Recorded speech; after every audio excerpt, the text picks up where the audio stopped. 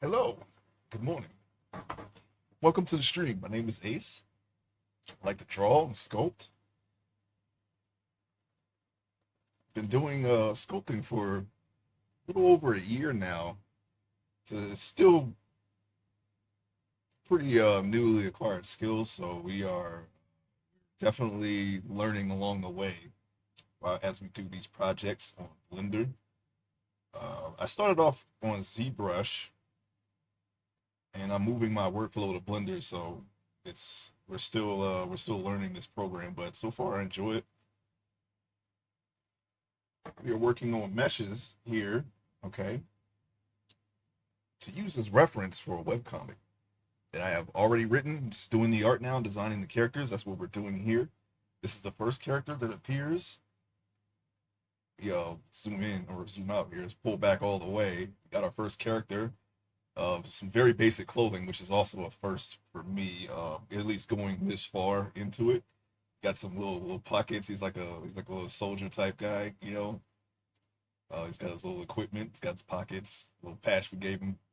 But I forgot. We're not completely ready to move on to the next thing yet. Last week we added pockets to the clothing, and then we started another mesh that I have, which is the second uh, person that appears in the story, a CIA type character. We got to make a low poly mesh of these boots, so we're gonna do that today. I think the boots are they're pretty small mesh compared to the rest of the body, so maybe we can do that. It's going to be I'm telling you right now, it's going to be a lot of copying and pasting planes, so it's not going to be exciting at all. But we're going to work through it. Okay, we're going to do it. We're just going to do it. So let's get right into it. Okay. Hope everyone had a great week. If you're watching the VOD, I appreciate you watching the VOD on YouTube, the archive as well. I appreciate you. Hope you had a great weekend, and we're ready to start anew the week. Okay, it's gonna be pretty hot today in my neck of the woods.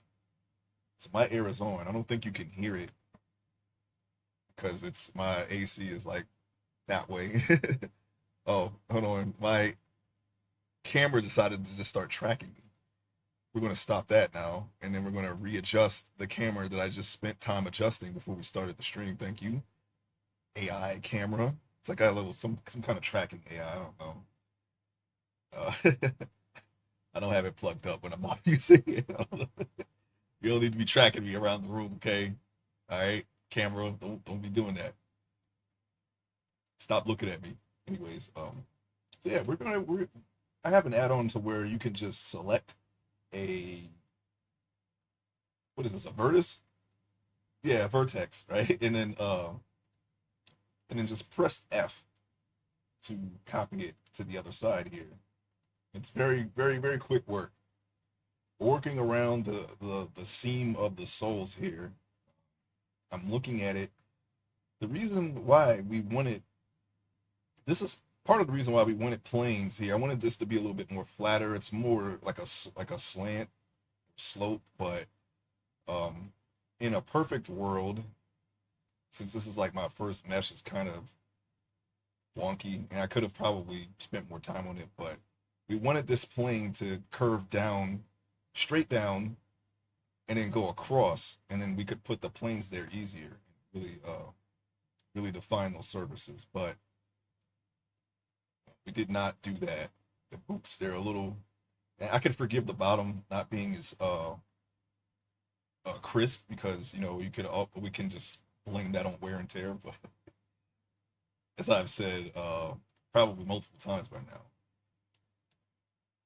yeah, so we're just going to be copying and pasting this all around and trying to follow the form of the boot. That's basically all you need to do when it comes to making a low poly topology.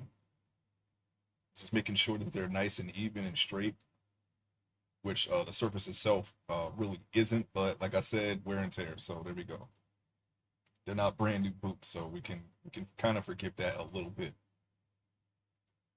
But like the areas that we're going to be paying some attention to will be this the shoestrings that we kind of added in there.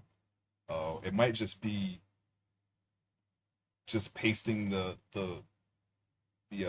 planes right over it and not even worrying about the sides of the shoestring. And hopefully we can just bake in those details. I have not made it that far on this program. I've only done this part in Blender. You don't have to do this at all in Blender. ZRemesh does a pretty good job of doing it automatically for you. And I do have an add-on, which is Quad Remesh here, which is made essentially by the same people, or so I'm told. I actually don't know that for sure. But people say that the same people who made ZRemesh make this, but this does not work the exact same, fortunately. In order to get the details that match ZRemesher, I will have to put the polygon count much higher than ZRemesher would take, and I think part of that is because the initial models that I do on ZBrush are very beefy. Like we're talking like in the tens of millions, like around maybe 50 or 60. ZRemesh can do a low poly mesh of that in like with like 132. That's still a little high, but here we have just a few tens of thousands here, a few dozen, we'll say. I think total it's 20 or 30. I think I have to do the count again. And that should be counting the clothes, I think. Not sure. But basically we just want to be able to render this and pose it while it's rendering and not have it lag too much.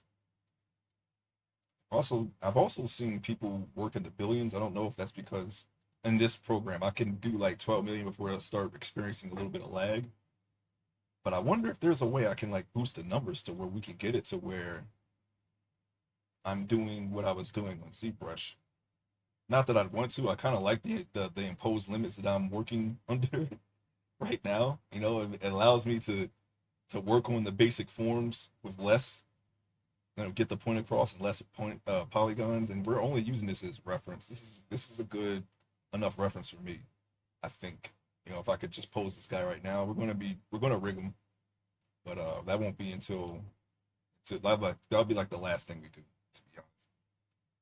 Let's rig it, and then we can render it, and then start taking reference photos of whatever the scene is. And we won't be doing that until all the characters that I require for the first scene are done, which is about around 7. And it's actually the first 2 scenes. If I can get 7 meshes, I can do the first scene and the next scene. And then after that, we're going to be introducing the main characters. Think of a movie where it's like a cold open where you see it introduces characters you'll see later, and then we move into where the main character becomes the focus of the story. It's a story about um, some college students that find a secret government project to save and they use it to save to try to save their terminally ill friend. Basically, that's the premise of the story. People find out about it, and you know that's where the story goes from there. And it's a science fiction story. It's got some fantasy stuff in it too. A little bit of you know, espionage and thriller esque things. It's a little bit of everything, but it's more sci-fi. It's mainly sci-fi, we'll say. We don't want to add extra vertices here. That would not be good for us. I'm gonna move this like that. Basically, we want to just get the corners here, these very soft looking grips on the bottom of the boots. I'm gonna try to cover those a little as much as I can without creating more faces here. Do that low poly. We'll leave it like that, and then we'll just go across and see how that works. Hopefully the baking will help us out here. That's basically what I'm doing. What I'm going to be doing today. I don't know how long this is going to take, but if it if we get these done and I still have time left because we're going to try to shoot for let's see, what is it? 2 maybe 2.5 more hours from now. If I have some time left, we'll jump back over to the other mesh and continue doing that mesh for whatever time is left. So we're gonna be moving this. I actually finally decided to watch some movies this weekend. I just had them playing while I was doing other stuff, and I tried my best to keep up. I haven't seen any movies in a long time. I think the last movie that I saw that was recent, the last most recent movie was what was it called? I think it was called The Gentleman. It was with Matthew McConaughey. He's like in the UK or something. He's a weed farm over there. He tries to get out of the business, and people try to take advantage of him because he's leaving the business. It's basically the last new movie that I've seen. I kind of forget the names of the movies that I've seen, but I've seen it was one with Don Cheadle, Ray Liotta, and Benicio del Toro, set in the 50s. I saw that movie. I saw The Equalizer 3. It was okay. I saw Furiosa. Uh, what the heck else did I watch? Oh yeah, Bad Boys 4. I saw that. Uh, I think I'm gonna do it again today. I'm gonna put some movies on today.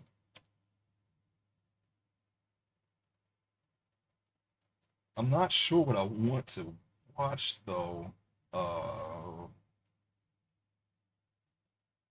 Maybe Guardians of the Galaxy. I haven't really been in the mood to watch any Marvel movies. Guardians of the Galaxy Volume 3. Hey, 99, welcome to the stream. Good morning. Hope you had a great weekend. Did you happen to find any of the old classic streams that we've done from the olden times? I was explaining how I saw a lot of movies this weekend. I decided to watch a bunch of movies, and it's been quite a while since I watched anything. Like quite a while, as far as movies are concerned, anyway. I sent a message to YouTube, waiting for them to reply. It's great. Hopefully they'll reply back because I'm very curious. I just always assumed that you never put them up. The only one that I know for a fact that I saw that I can no longer see anymore is, of course, what I mentioned to you,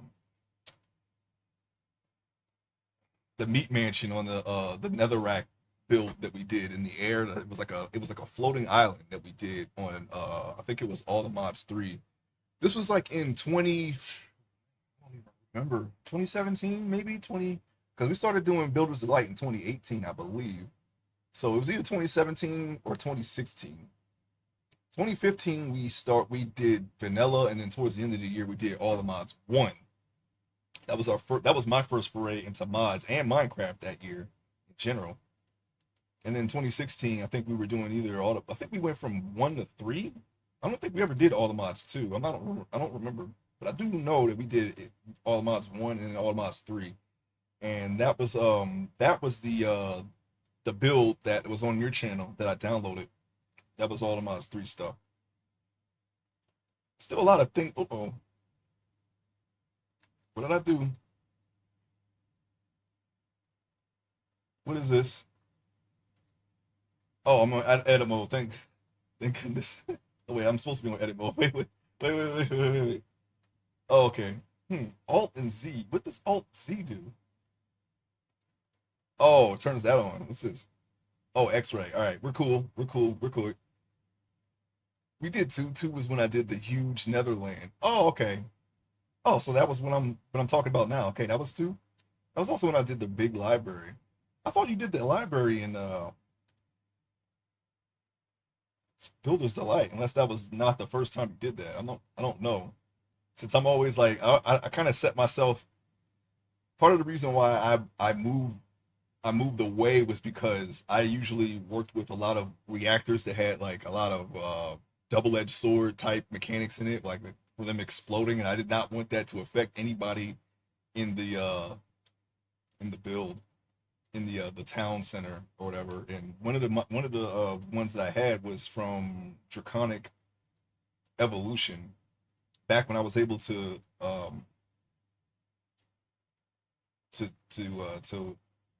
affect the config. That was one that needed to be changed definitely, because as far like if you have that reactor explode, as far as the eye can see is where the explosion will go. And I'm pretty sure I was close enough to where you didn't have to travel far. No, actually, no. I remember. Let's see. Since I was learning mechanism, and I was doing the well, back then it was called. I think it was called the salination plants back then. I think it's different now. I think that's the stuff that makes the brine. I forget what they call it now. But that worked best in a hot environment. So I was looking for a desert. That was another reason why I moved further. I was moving away, and if you let that reactor explode, it's like destroys everything in a huge radius, and I did not want that to affect anyone. I don't think we had there were iterations of that server where we didn't have the one where you could chunk claim, and I don't think it I actually don't think that matters, because the explosions destroyed everything no matter what. Like it that mod is weird. Like did not want you to choose that mod so badly that you could die in creative mode. If you claim something didn't matter, it's going to affect the block no matter what you did to it. That's also when I did the big library. Okay, right back.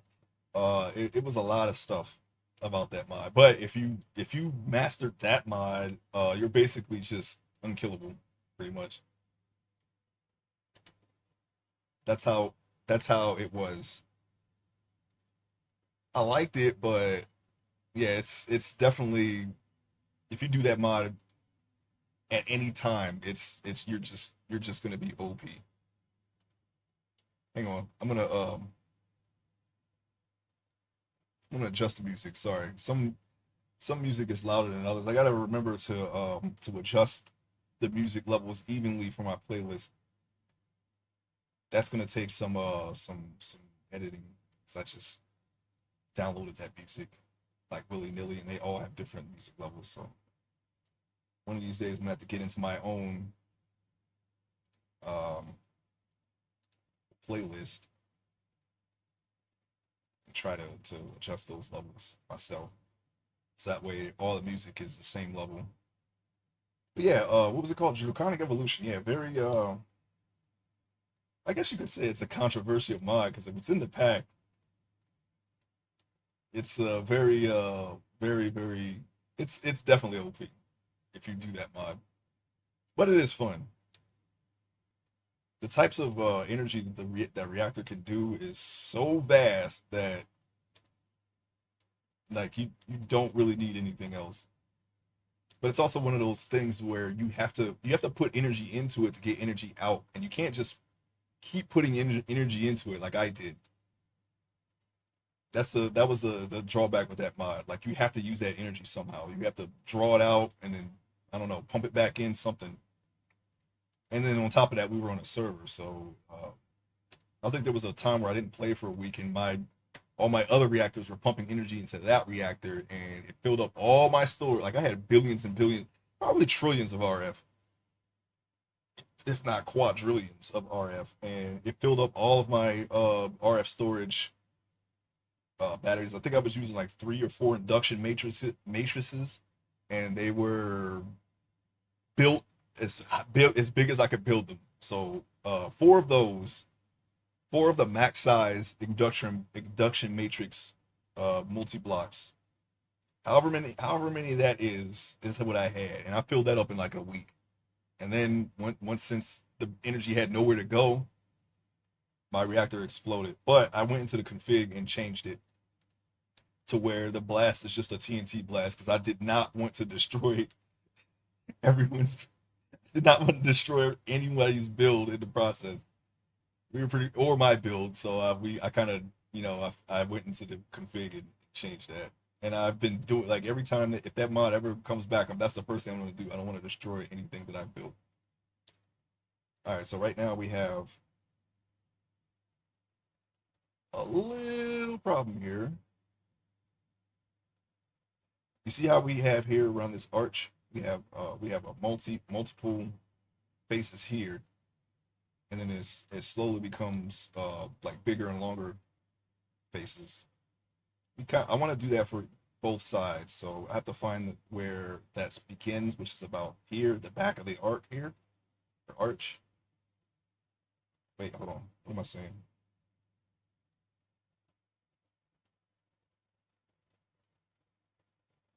Well, maybe I can create an edge loop. Let's see. I kind of messed up there. It's already uneven, but we're going to try to see if we can fix that. Like this is like my first, not first because I already did the body. The green here is my actual first over my high poly mesh. That's my first low poly that I've done by hand, and this will actually be my second low poly that I'm doing by hand. So I'm still trying to learn the ropes of this. I do know that they should be at least even when each. Can I move thing? Thank you. I was trying to do that. I don't know what. It feels like there's like a collision camera. But yeah, I enjoy. I haven't played. I didn't haven't played many mod packs. I only played a very small amount of mod packs. It's literally just all the mods and um, builders alike. I think we did Seb Tech once. I don't know if that's a mod pack or I think that's a mod pack, but yeah, we did that. That's basically just it's very similar to all the mods to me. I don't know. I could be wrong. I don't remember. Actually, don't remember Seb Tech. It was very similar to all the mods though. Well, no, it was a very technical mod, but I can't really tell you much about it because I don't remember. All right, let's try to do something here. We have to do some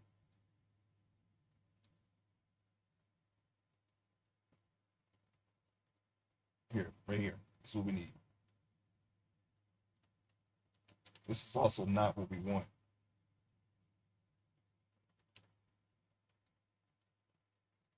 All right. So we're not going to do it that way. What I'm going to do instead is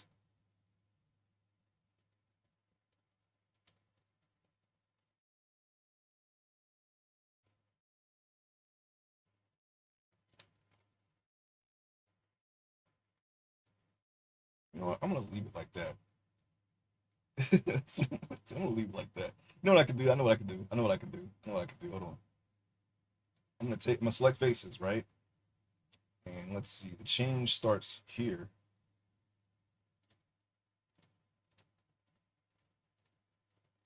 So we're going to do just this part over again. That's what we're going to do.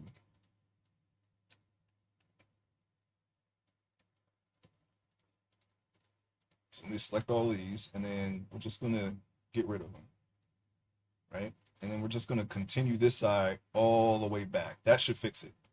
So that way it's identical, at least for the most part.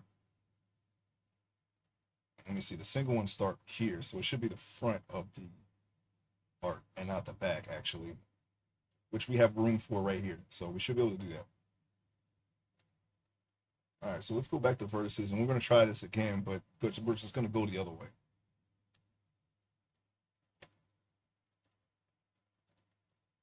It's a little mindless, so I might just, just go off and just mindlessly do this, and I'll have to fix it later. So just forgive me. This very simple thing. Oh yeah, like I said, all you have to do is just make these as even as you can. That's really it, to be honest. I mean, honestly, don't know the effect this will have on the baking or whatever. So when we get to that point and we start seeing where the mistakes are, we're going to figure that out, and then on the next mesh, we're going to do it better. I'm not going to do this mesh over if it doesn't turn out correctly. I think I have enough to use this for my project.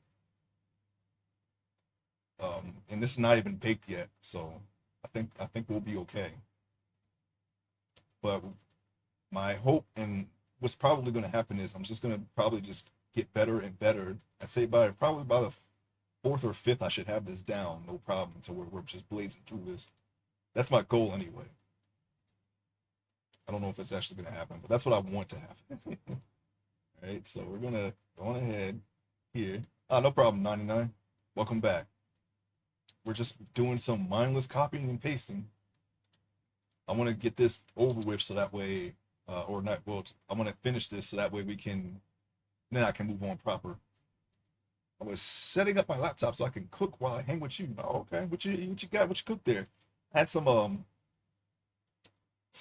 leftover grilled food from a Father's Day cookout, and an egg. I ate it with an egg. Welcome, studio. Good morning. How you doing today? I hope you had a great weekend.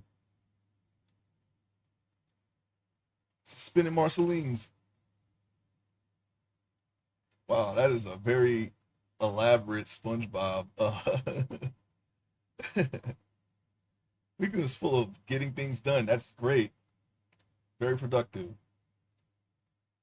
I was chilling. I decided to watch movies. I haven't watched any movies in like it's been almost a few years. I'd say about maybe like one or two, which one is not a few, but you know what I'm saying. I think I haven't watched anything since 2022. I can't like I legit can't remember the last time I watched a movie. I remember what I watched, but I don't remember when. You still talking about Pokemon?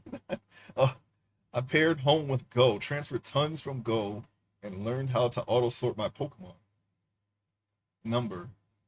Okay, my move Dex is coming along. That's great. That's very great. I thought you were talking about that 3 days ago. Yeah, he was doing Pokemon Home, Pokemon Bank. I thought Bank was enough, but I guess it isn't.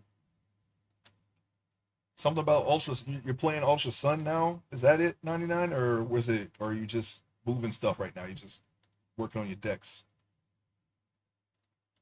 I only have my Let's Go decks, and it's not a living dex because I don't have gold. I don't have goals, so I don't have. I'm pretty sure I don't have both Mel Matan and Mel Metal. I could be wrong though. I haven't played it so long, but there's a couple of things I could easily get. And it's a very easy fix if I wanted a living dex when it comes to Let's Go. But other than that, yeah, I feel pretty good about my Let's Go progress, even though it's much easier to get a shiny in that game than any other game because I'm still trying to get a shiny in Sword, and I had that game since what 2019. Shiny hunting is things like that I don't need to see because I'm going to try it, and I'm not probably not going to have the same measure of success that other more experienced or capable shiny hunters might have. But that's the type of stuff that kind of attracts my attention. Bank was shut down. Nope, the 3D games can't be carried over. I have to play Sword Shield, Let's Go, and the specials from Go. I'm working on the Metan quest now. As far as my food, I'm making eggs, potato, and sausage. Okay. Shiny hunting on the last 3 games have been so much easier with the new mechanics.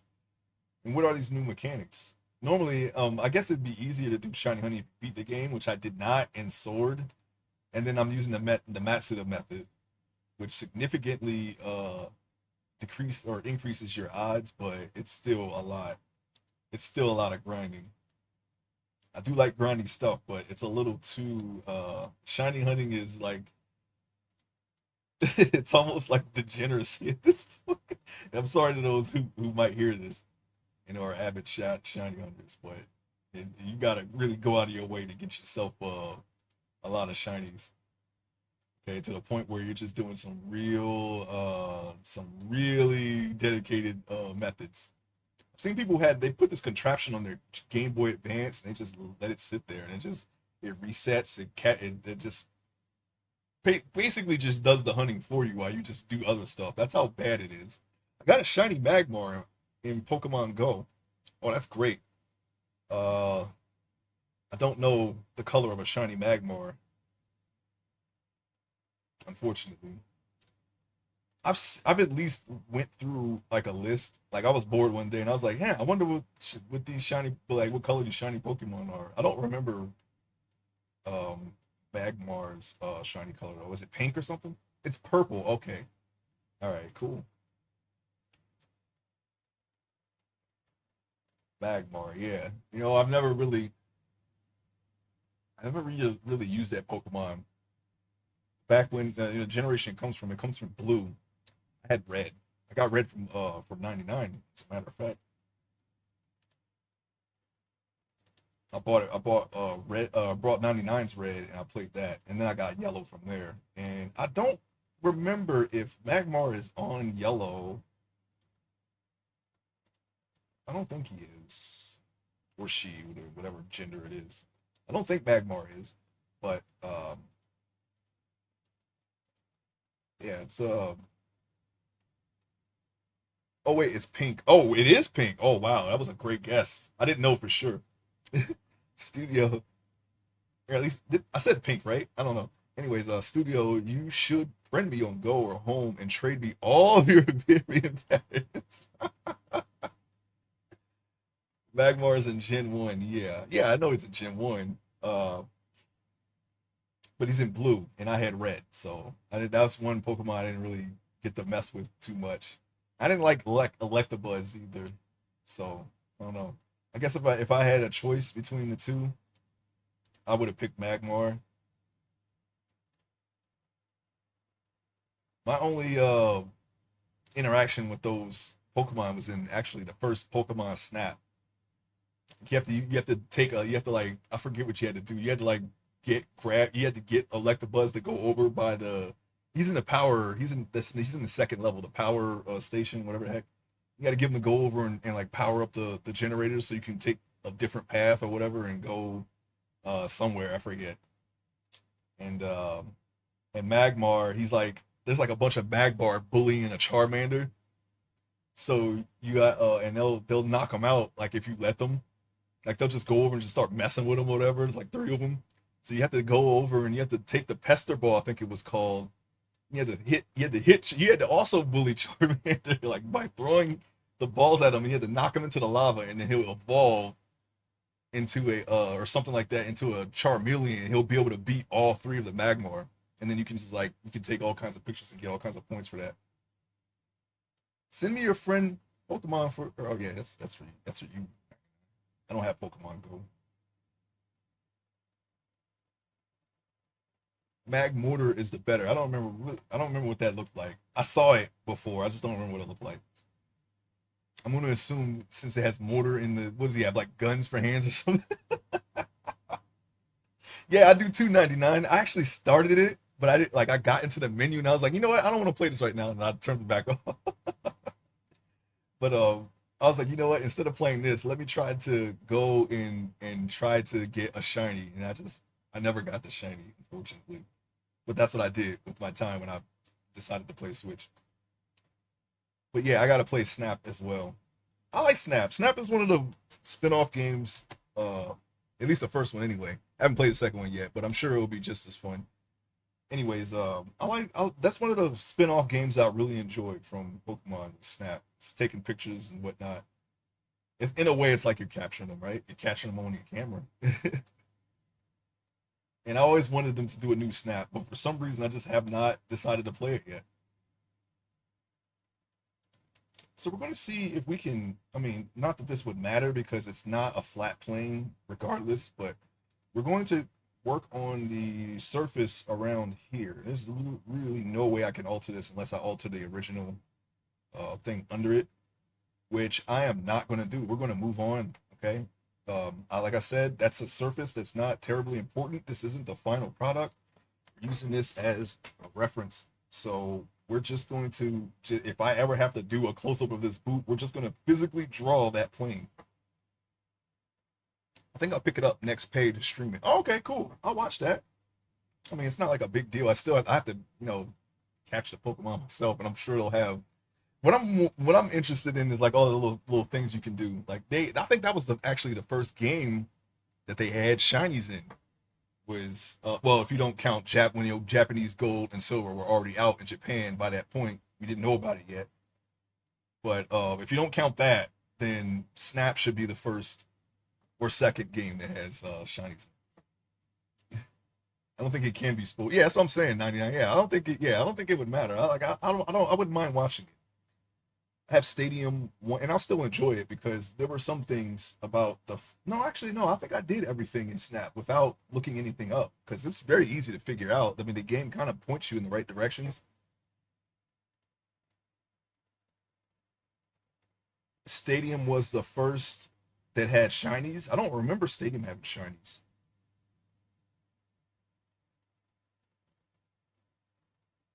Well, it's the first that I've seen that had shinies, which they were just sparkly. They didn't have like a specific colors or anything, but they did have the stars coming off. I think you start seeing them in the third one when you're in the river, the third level in Snap. Like they'll like Pokemon will come out of the water and then they might be sparkling when they come out. And they'll come like you have like a Psyduck or whatever. He'll follow you through the whole level and he'll do all these little like poses as he's jumping up and you can take pictures of him. I like that level because at the time I think Vileplume was my one of my favorite grass types, and Vileplume is in that level. You kind of have to like get him to like he's in the ground. You can see his flower like in the bushes somewhere, and you have to do something to get him to pop out, and then you can like get all the pictures you want. Oh, I don't know why I had to emote that, but I did it. So just deal with that anyway. Yeah, I did play Stadium. Stadium was fun. I did like the mini games. It was very reminiscent of Mario Party. Basically, I think the one mini game that I liked the most was the Clefairy one. It was basically like you had to do what Clefairy did, and if you got it wrong, he would like I forget what he did, but it was like something that you wouldn't expect. I think he just does something violent to you. I don't remember. I'm getting that confused with somebody made a Newgrounds video of that where if you didn't do what Clefairy said, like Clefairy will like just like Clefairy was just like basically just killing you at this point. And it was this they did this one skit where once somebody got it wrong and then they did the it was like a battlefield melee kill where uh the guy was suddenly in the prone and he rolled like the guy got it wrong, so like you see like the behind shot of him and he rolled the guy over and he kills him with a knife and then you see his dog tags come up. It was kind of funny. You'll see stuff like that on Newgrounds. People have very dark sense of humor, but I thought it was funny, so because that's pretty much where my sense of humor is. So did you know there are three different kinds of shiny as of Gen 7? Yes. I know they have the star, and then they have the squares one. That's two. I don't know what the third one is though, unless if they added it. There's a rarer they have that in Sword as a matter of fact.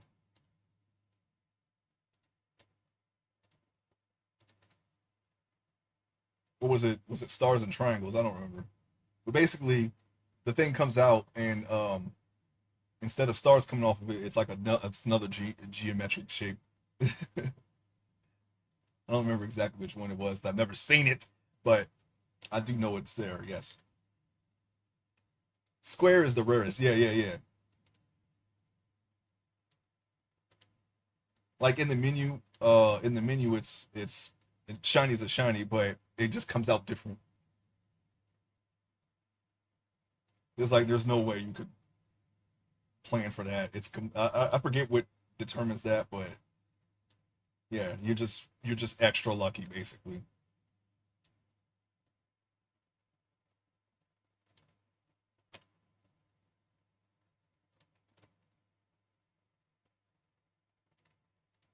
Yeah, classic.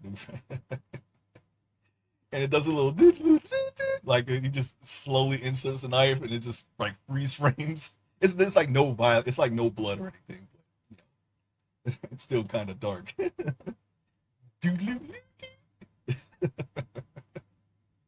actually almost forgot about that mini game until I saw that. I don't remember any of the other ones. I think it was yeah, I don't remember any of the other memory mini games. That's the only one I remember. It's been so long since I played Stadium. I remember the first time I saw it though, back when they had Shockwave on computers, and Stadium wasn't out yet, and it was kind of cool seeing the an actual Pokemon battle in 3D, like how you would always imagine it in your mind, like if you're playing Pokemon, like oh man, I wonder how the game, like instead of just seeing the graphic of the uh tackle, you know, and I can tell you exactly the demo of the game that I saw. It was in Japanese. They had the, you know, the Japanese announcer was just like losing his mind. It was Moltres versus Pikachu, and he's like, "Oh no no no no no no!" You know, he says the thing in Japanese. I don't want to try to imitate the language because I don't speak that language. But yeah, Moltres just basically just turns into complete, like, you know, Moltres is already on fire, right? But he has a form. He turns into complete fire and then like tackles Pikachu, and it's like it was kind of cool seeing that for the first time. And then like of course Pikachu just gets destroyed and he does like the whole feigning thing. Hey, little base guy, welcome to the stream. I'm doing great. Starting the day. We're going to I'm going to do I'm showing you what basically going to do on stream what retopology looks like. It's literally just copying and pasting this over and over again. I typically don't like doing this on stream because this is all this is, and I'm not gonna know if I did it right until much later because this is like my second time doing it. Of course, we have the green body, and now we're doing the boots because the boots are very high poly. Pulling what little remains of my hair out, trying to get this meta ad working. Oh no! I hope you figure it out. A meta ad. Is this for work or is it for something else? But yeah, I'm just we're talking about my the first time I've seen an animated battle in Pokemon Stadium, and I thought how cool that was. And how you could finally see for the first time an actual battle animated in a game, and it kind of made me wonder, like, I mean, of course we got Stadium right, but why didn't they do a gen on Nintendo 64? Because that would have been really cool. I probably would have asked my parents for a Nintendo 64 if they would have done that. But I think actually no. By the time Stadium came out, I already had a PlayStation, so I guess I was content. And I had multiple friends, 99 included, had a 64, so just play theirs. But yeah, it was that generation, which I believe is the fifth gen. I could not decide which one I wanted. I'm just glad I didn't get Saturn because that was the one not to get, in my opinion. So I went in and tried it. I'm trying to create a run meta ads for the web. The first problem I ran into was meticulously put in all the parameters and double check that they had saved, but when the ad was approved, nothing I put in had saved. Oh, wow. So I went in and tried to edit it. Now it's telling me that I have parameters that will be discontinued March 18th, 2024. Yeah, I was going to say that's gone already. March 18th, 2024 is 3 months to pass and doesn't tell me what parameters are causing the issue. Is there any way you could, is there any source that you could follow? Maybe like a YouTube video or something like that that might help? I was pretty disappointed that you never saw the two Pokemon on screen at the same time while attacking. Oh, yeah. Yeah, 99. Yeah. Yeah, it was like it was switch from one action. It was switch from the Pokemon doing the action and then to the action of the Pokemon being done on it. And other than that, it's just spinning around a Pokemon. Yeah, I do remember that.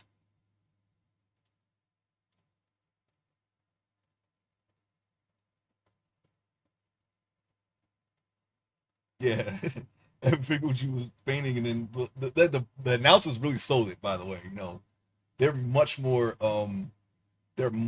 much better than the English ones. The guy was saying something in Japanese, but he was losing his mind. The Pokemon Pikachu was fainting. He was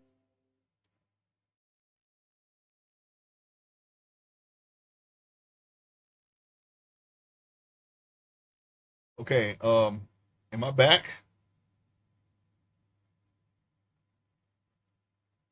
Okay, I'm gonna assume that we're back. I'm sorry about that. It's weird that this always happens on the first stream of the week. So I know it's not me. I don't know what's going on here, but we're gonna continue. That's gonna make more work for me later when I'm doing the archive stuff. I have to put the two VODs together. Uh, that takes a little bit of editing to do, but it's not a big deal. It's just the way I edit it. It's gonna be a bloated file, and it's just gonna take longer. But it'll be done. What ticks me off? Okay, I'm gonna read now. I'm gonna assume you guys can hear me because my frames are good. It says whatever, they just went from 100 to 0 automatically. So whatever Twitch did, I don't know. Uh, what ticks me off? It's expensive and unnecessarily complicated. And what ticks me off the most is that I'm not making money off of this. I'm not selling anything or profiting. I just want more people to know about our community, and stuff like this makes me not want to do anything for the community anymore. Well, yeah, I'm sorry to hear that. I did try to. Okay, we good?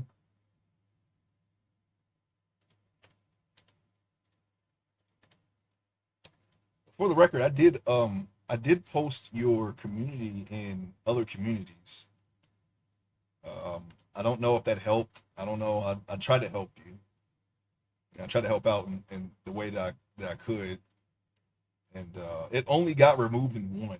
It was shadow deleted in one art community. I don't know why. They even had a channel to where you could promote yourself. Oh, back. Okay, I'm gonna just repeat what I said just in case you didn't see. I said for the record, I did try to help out with putting your community in other communities, but yeah, and I don't know if that did help, but I did try to help you out, and it only got removed in one community. It was a community. It was that they had a whole separate thing to where you could promote yourself, and I thought, okay, I'll just put your community there, and they removed it. They didn't say why. I didn't ask. I didn't see there were no rules against this, but for whatever reason they didn't want it there. That was like when you first like that's like I think when you first followed me and I said I was gonna to do it. I did that. So I don't know. I thought maybe introducing a community to another community would help, but yeah, I guess you could. I don't know. It's kind of weird.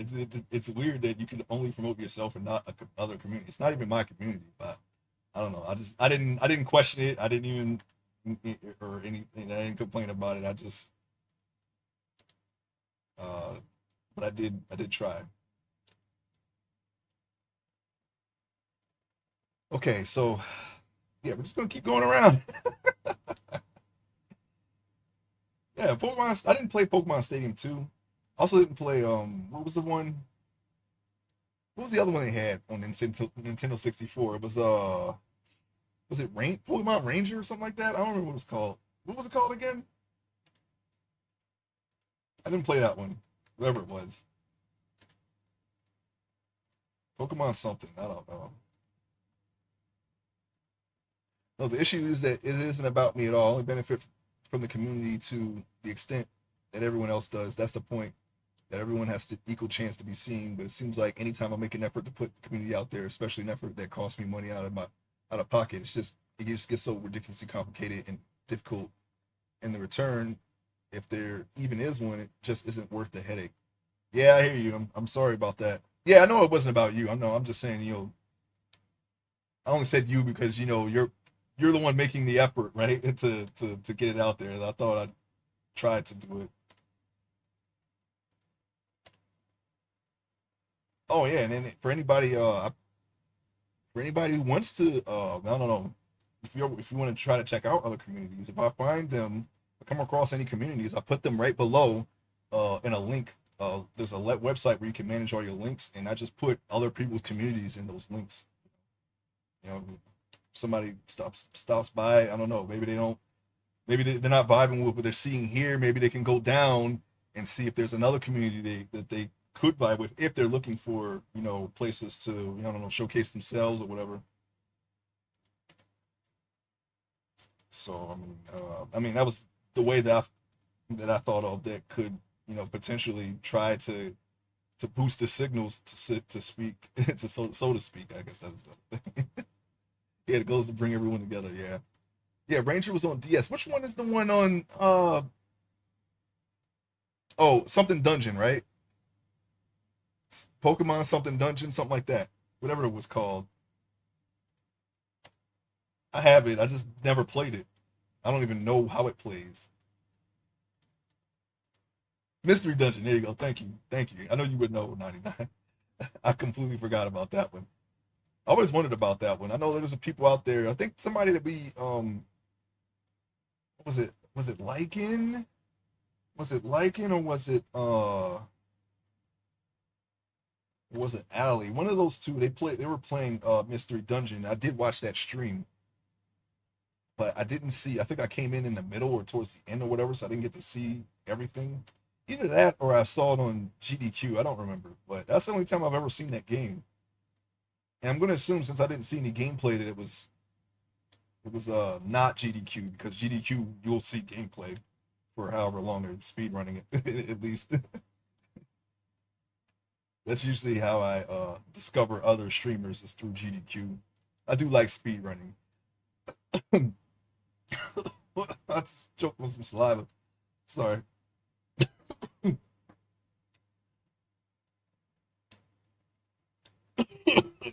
Okay, that was fake. Sorry. Anyways, I just wanted to do that. Anyways, yeah, yeah, I know. Somebody I watched is going to be doing speed running Metal Gear Solid 3 Snake Eater, and they've been doing practice runs lately. Mm, I can still feel it in my windpipe. I'm sorry. Anyways,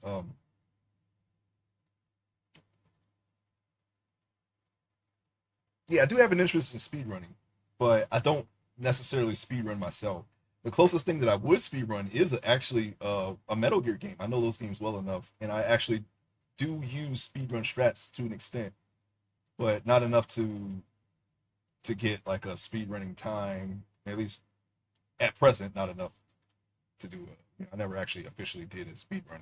I can get the highest rank, but I don't really go for time. I think my fastest time was like maybe like 2 hours and 2.5, 2:45 maybe 3 hours. And speed running range is probably half that at most. So still have a way. I can if I cut my time in half, then I'll be in the running. And that's pretty much for I guess for any Metal Gear, maybe not two. I think two is like you could do that like in an hour or so, maybe.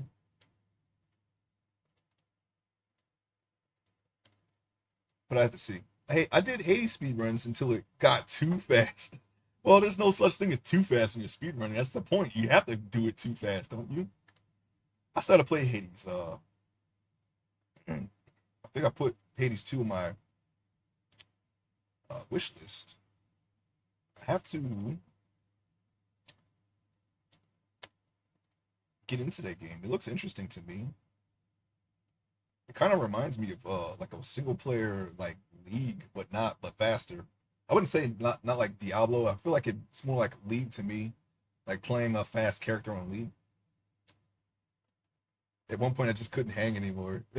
Yeah, some people just people getting into speed running, they just want to get like it's like for Goldeneye for instance, it's like I think they people just do like I think it was Dam 52, and that's the dam level, as in you're on a dam, dam, which is the first level in Goldeneye, on Agent, which is the easiest difficulty in 52 seconds, and that's like the entry point. and that's actually the fastest one of the if one of if not the fastest time you get. I think you basically just tied a world record, and it's really easy to do. So, um, GoldenEye would be um, a game that I would be. And I always actually did like I actually considered buying a Nintendo 64.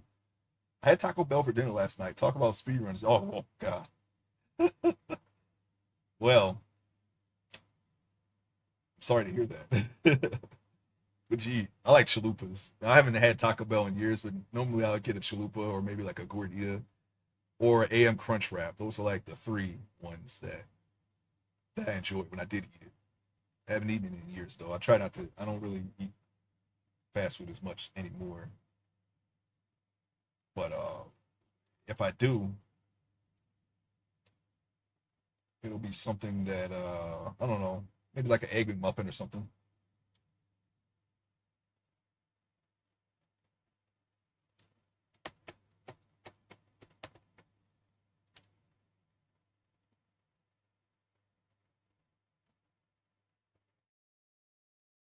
Yeah, Hades, gotta try it. Trying to remember what I was saying. I think I'm gonna do the bottom now. It would be nice to have these sculpted to a point where this would be flatter, and then I could do a plane in between the grooves. But we're not gonna worry about that because we just don't have enough here for that, and I didn't want to go too far with the boot. You know what? I think maybe next time we could just do the patterns in the bottom with just the texture and just call it a day. But I wanted to try sculpting it, so that's the way I went with it. But maybe next time we could probably, probably don't have to sculpt it. We'll see. I don't know. We'll see. Okay. So what I'm gonna do now is we're gonna try to wrap around the bottom here, like so, basically like that. I'm gonna do it in a way that is straight, so we don't have any problems later. Oops. I'm gonna do that again. All right. Let's rotate it. Yeah, so it's more straight. See, a little bit easier.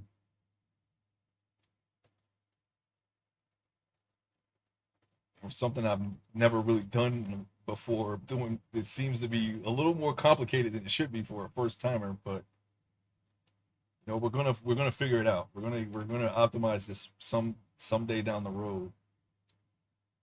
Uh, it'll be great when that happens because usually that means we'll be able to work faster, make less mistakes. That's always a good thing. But more importantly, learn how to do it better. Hopefully, anyway. I mean, that's what I want. That's what I would like. We're gonna fold this underneath, and we're just gonna go around. Hopefully, we can just go straight across.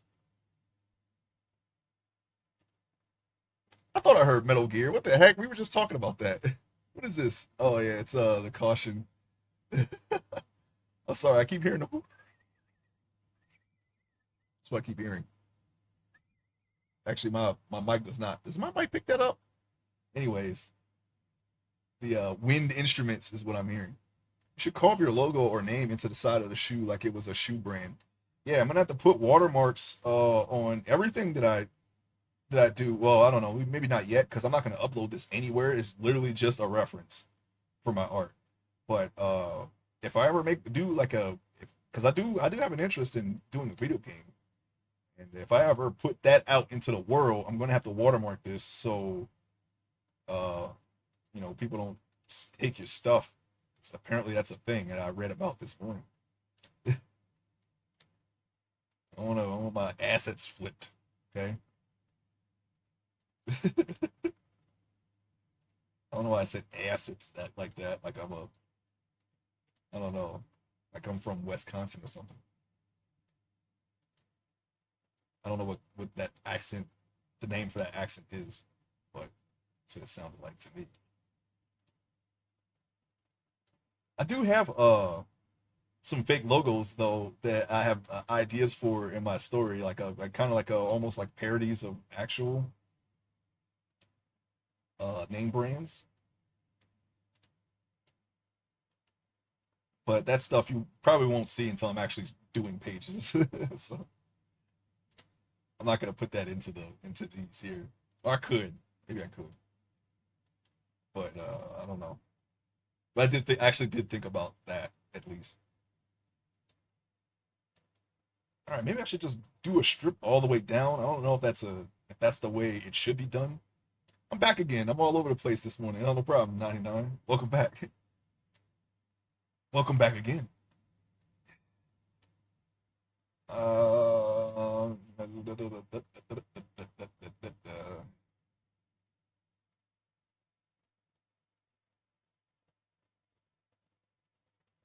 hmm. Yeah, I'm not even sure like how well I'm not gonna know. Like I said, I'm not gonna know until I start baking the stuff on how this is gonna turn out. So this will definitely be a learning experience. But we're gonna press forward. If it doesn't turn out right, we're just gonna keep going. I'm not gonna try to spend too long on a mesh, doing a mesh. I want to start doing pages, but I don't want to rush it. You know, we are still learning this medium, so I want to try to learn how to do it right. But we're going to go with whatever we come out with. You know, whatever we end with, whatever we finish with. So I'm just gonna let me see if I can just do in a perfect. I know the way I should do it. In a perfect world, you'd want to do planes for every surface, every edge of every face of every shape that you make. I don't know how I would do this because we didn't really carve this in the way it should look. We just got a general idea, you know, because we're gonna draw it. But I think just using the texture for the bottom would be better. You know, just have it look like a boot. Like take a picture of the bottom of a boot and just put this as a texture instead of actually carving it. That would be the better way to do it.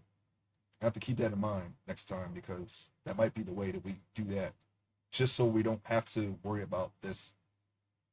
We can make this as low quality as we want and just rely on good textures.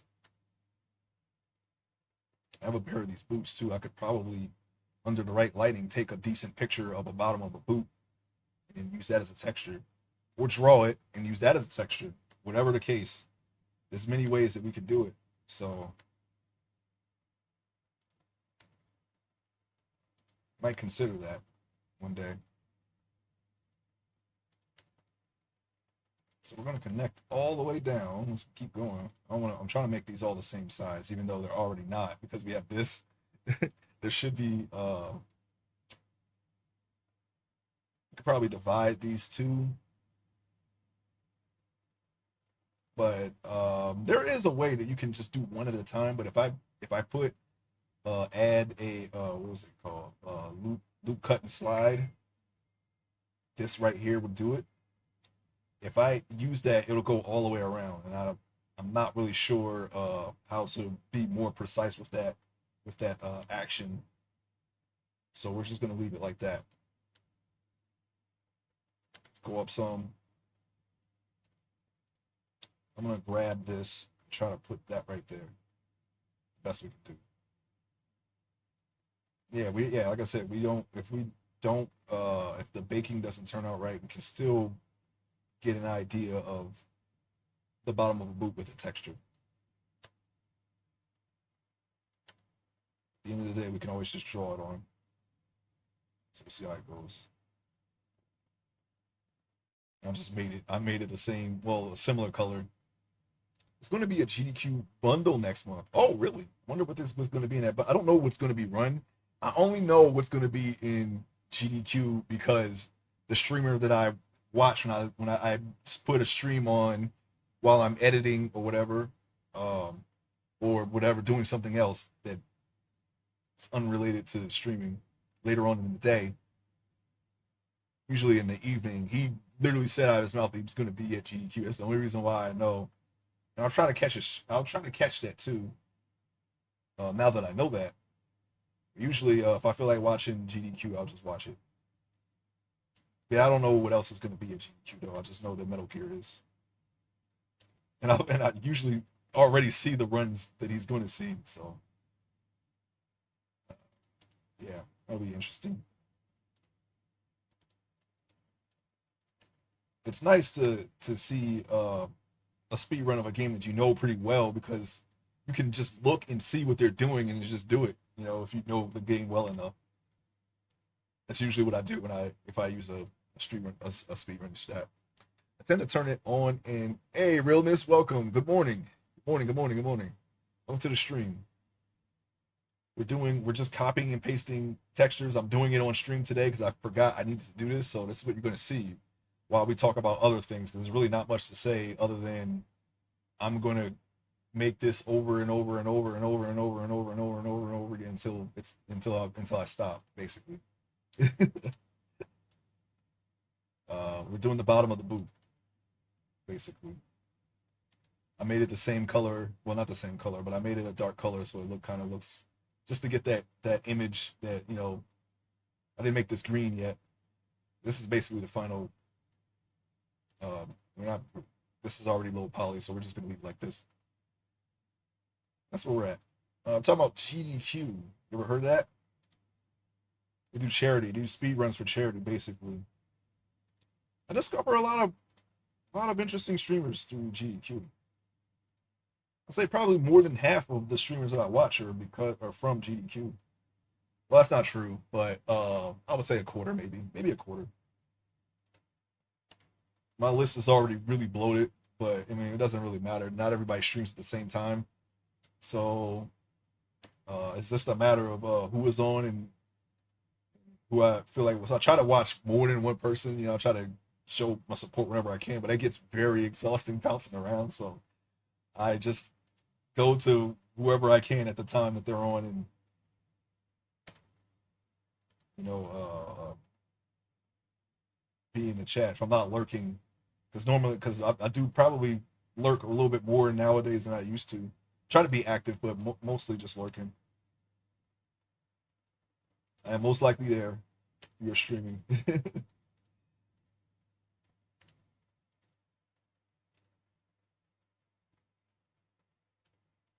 Yeah, I like GDQ.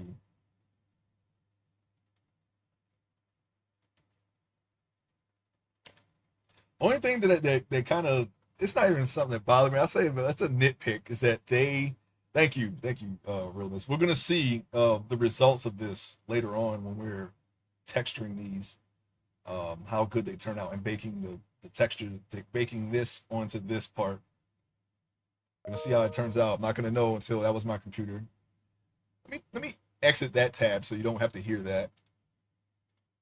That's a notification. Sorry about that. These days I watch You, Drawfee, Secret Sleepover Society, RT Game, Cake Jumper Studio, Casey, and that's it. I out of that out of that, I only know Studio. I've never heard any of those people, but I'll take a look at them. I don't know. I don't, like I said, I do have a fairly large list already, but if they are, I try to support people. I can as long as they don't stream all at once. It's cool. It's not really a big issue. I have my phone, and you know, when I'm at my computer, I have my computer.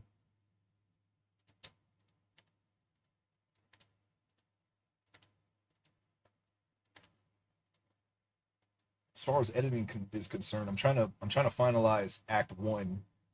Uh, some events that happened in Act One.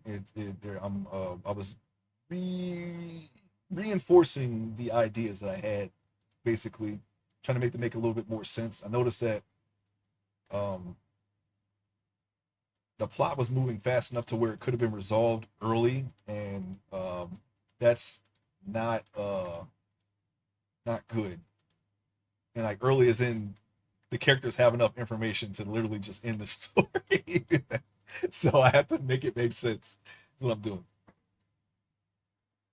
It does seem like everybody and their brother goes live at the same time sometimes. It's definitely literally the only problem. Like I said, I don't mind following a lot of people. It's just as long as they're not alive at once. And the most I get is like two people at the same time. So I'm fortunate in the people that I have on my list for the time being. But you know, I don't know. We'll see how it goes.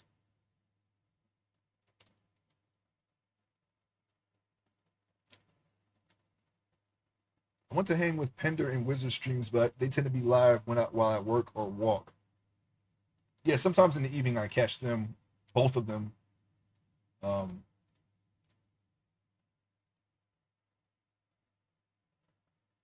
Literally, I watch you the most now. Oh well, I appreciate that. Thank you. You started streaming as my sleep schedule got destroyed. Oh wow, yeah. My sleep schedule is a little destroyed too. I'm surprised that I'm able to keep doing this. I went to bed at 2 this morning, and I'm surprised I woke up early. I'm very like I woke up like well rested too. I'm like, oh man, I don't know if I'm gonna if I'm gonna be okay for the rest of the day, but right now I'm all right. Realness going forward, I'm doing Saturday mornings and bonus Fridays when I have time. It's not a good schedule for West Coast. Oh yeah, yeah, it's not. Yeah, that's gonna be mad early.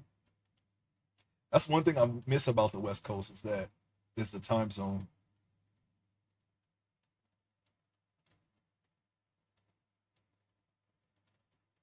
I was living over there. I like, well, at least for one, traveling.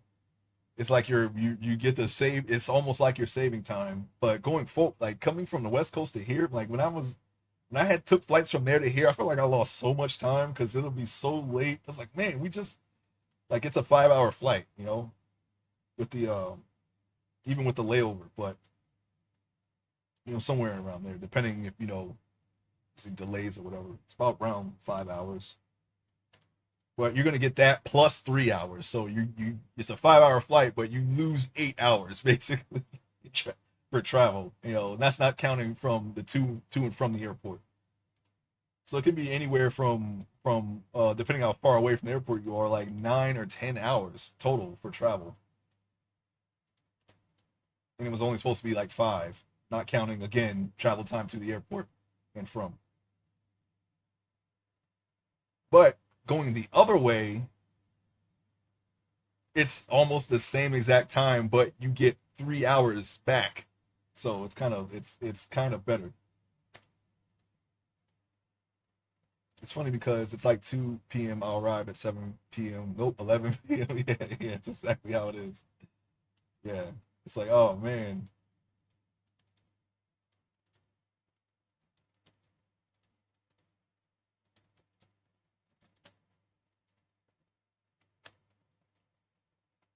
traveling itself is cool though. At least regardless of the time that you might lose, if that's a factor,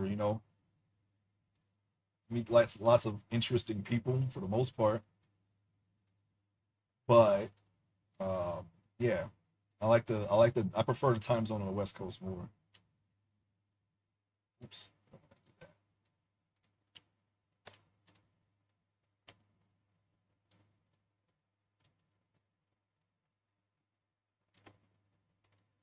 You can call people on this side, and they'll most likely be up because they're 3 hours ahead of you. Unless I mean, in the morning anyway, or during the day. At night, it's a different story, but you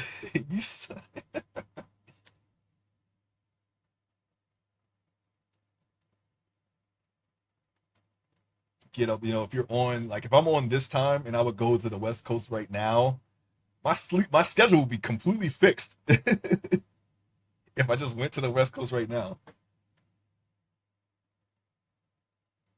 But it's not. I feel like I'm on West Coast time, as far as my sleep schedule is concerned, and just never freaking left. I don't know.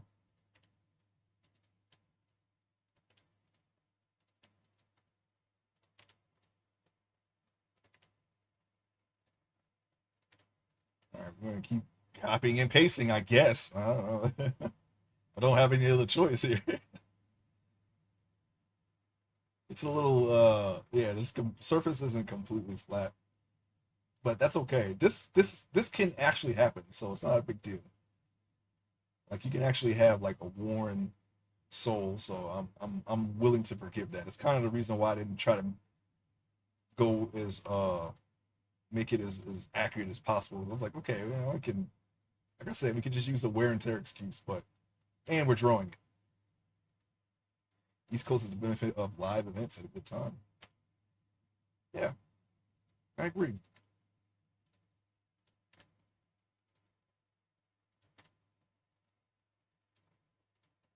see, move that over, so I'm gonna make that a little bit more even. Actually, I still need that selected because we're gonna keep copying and pasting. See how that goes?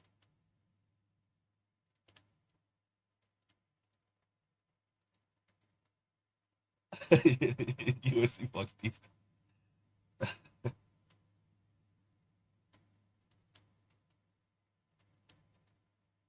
Yeah, as I was saying at the beginning of the stream, I don't know if anybody's heard me, but I just had movies playing the entire time.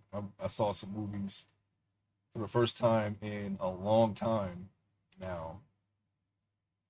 You know what's funny to me that people are very mad that that Bad Boys uh Ride or Die made so much money. There's this whole thing about movie theaters dying. You know, movies aren't doing very well, and in this climate, Bad Boys is still profitable, and people there are people who like Furiosa, like Mad Max fans. They were so angry because Furiosa flopped, and it is a decent movie, especially if you like that kind of movie. I thought it was pretty good. I liked it. I enjoyed it, but they were mad that Bad Boys 2 made more money than I was like, what do you care? It's like, what do you care? You know, yeah, they prove people wrong that that movie. Well, I mean, obviously they're the climate of movies are changing. I don't think they're dying. I think it's just a little different these days. You know, I kind of felt I had a general disinterest in going to theaters even before the pandemic. So I don't think it's that. I think it's just yeah. I don't know. It could just be the product that's being put out. To be honest, Bad Boys was good. I thought it was better than three. You know, when I compare it to even the second one, I feel like it's a little less. But it was all right. I didn't mind it. At least Martin Lawrence actually did some stuff this time. I know he's old and his health isn't is probably as good as Will Smith's. You know, he's older and he had a stroke earlier in his life, right? You know, that stuff doesn't just go away. The types of movies hurt theaters. Yeah, yeah. Movie tickets cost so. Yeah, of course. Yeah, you get it's that and the concessions, and then on top of that, then it's everyone around you that also contributes or takes away to that experience. I would say probably takes away. People are a little more annoying these days at the theater. You know, you got kids, you got phones, things like that. You don't have to do any of that stuff at home. So, I mean, other than sound and the picture ratio, I mean, it's like, what's the point, right?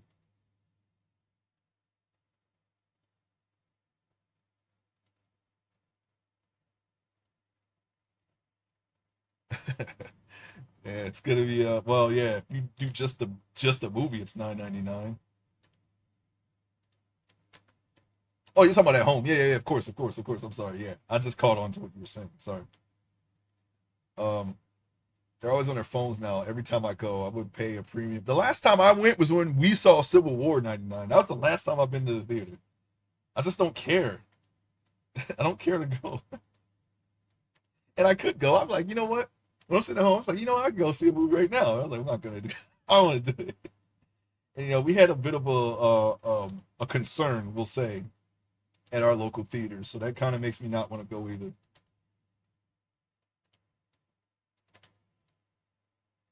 Oh, they're way worse now. Yeah, I bet. Like they had to shut our theaters down to fix it, and I'd rather not deal with that. So it's just another reason on top of many other reasons not to go. What kind of scare? We have a local. Well, this was like couple of years ago now, but apparently there was like some kind of infestation at all of our theaters, all of our local theaters. I just did not want to deal with that. I didn't want to risk bringing that infestation into my house. It's okay, that one closed. No, it was all of them. 99. It was all of them. It was literally all of them.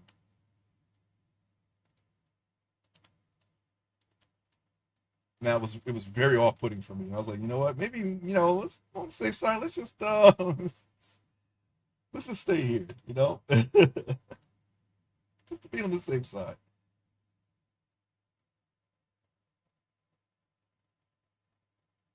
A moviegoer hitting them all.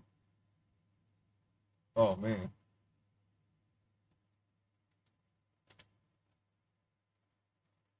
Yeah, I don't want to do that. I don't want. I don't want to deal. I don't want to bring anything back here. I'm good. Oh, I don't keep doing that. G is what I want. We don't want to keep making stuff that isn't. Regal is the only one open now, and it sucks. Well, it was always expensive, even back when I went regularly during my school days with friends, and now you got that, and yeah, it's just not great. It's not the same. We don't have on top of that, they're closing. It's going to be, people have to cross state lines in some areas now to go to a theater. So, we already lost AMC and we lost the one at the mall. Both of them, I think. We had one downtown and on Dairy Street. They've been gone, by the way. They've been gone for decades now. But we lost those first. And now no AMC, and now we just have Regal, and they're shutting theirs down. I don't know if ours are going to get shut down, but yeah, both malls are gone. Yeah, that's what I thought. Yeah, we're definitely losing our theaters here.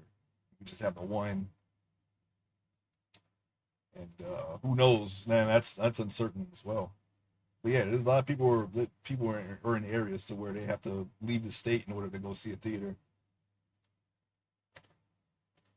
They're not doing so hot right now, but I don't think they'll go away completely. To be honest,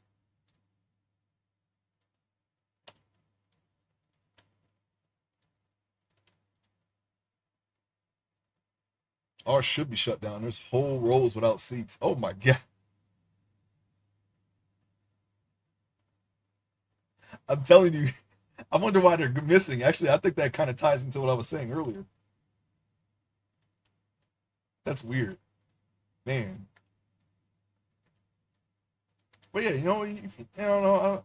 When I look at if I ever look at box office, it looks normal to me. But I think people were just using certain movies as a reason to say that this is happening. It's like no, no, I don't. I think I think it's been happening even before the pandemic. It just people aren't just that. I think I don't know. Maybe I feel like I don't know. For me anyway, seeing all the Marvel movies kind of contributed to me not. It kind of tired me out. I don't know. They just stopped doing repairs. The walls and floors are stained, missing chairs, flickering lights. Oh man, that sounds like an adult movie theater. Not that I would know, but I feel like that's something that you would see in there. I've never been in an adult movie theater, but looking at how they are in movies, like seeing them through other movies, Marvel cure. That's what I feel like. Yeah, I feel like that realness. I feel like Marvel kind of helped contribute to it. I mean, that's the reason why I stopped going. I was like, man, I don't know. I felt like I was, I just felt tired. I was like, man, I don't want to see these anymore. Actually haven't seen, I'm trying to think. Did I see, no, I did see Endgame. I didn't see Endgame in the theater. I'll tell you that right now. I didn't see that in the theater. After that, let's see, I put Captain Marvel on, but I didn't really watch it. I didn't see Black Widow. I didn't see Guardians of the Galaxy Volume 3. I actually might watch that today. I might just put that on later later on in the evening and do something else. I don't really just don't care anymore.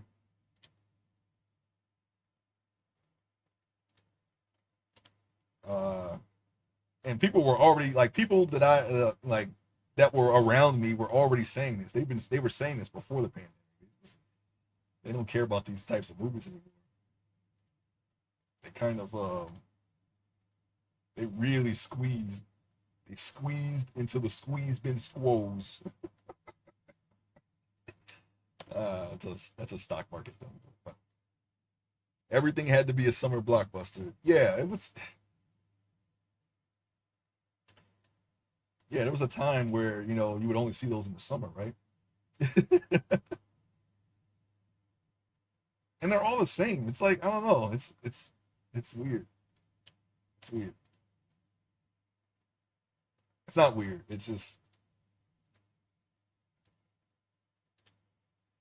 you just don't want to go. You don't want to spend all that money to see the same stuff over and over again. Yeah, I'm struggling to think. Oh yeah, that's right. They had the Spider-Man movie, which I didn't see in the theater, and they had the Doctor Strange movie, which I also didn't see in the theater. I think those were the last two. Besides Endgame, so Endgame, uh, what was it? Infinity War, Endgame, the Spider-Man movie, No Way Home, and the multiverse of madness. That was it. After that, I haven't. I don't think I've seen anything since then. I'm not. I'm blanking. I'm literally blanking right now, trying to figure out what I've seen since then for Marvel.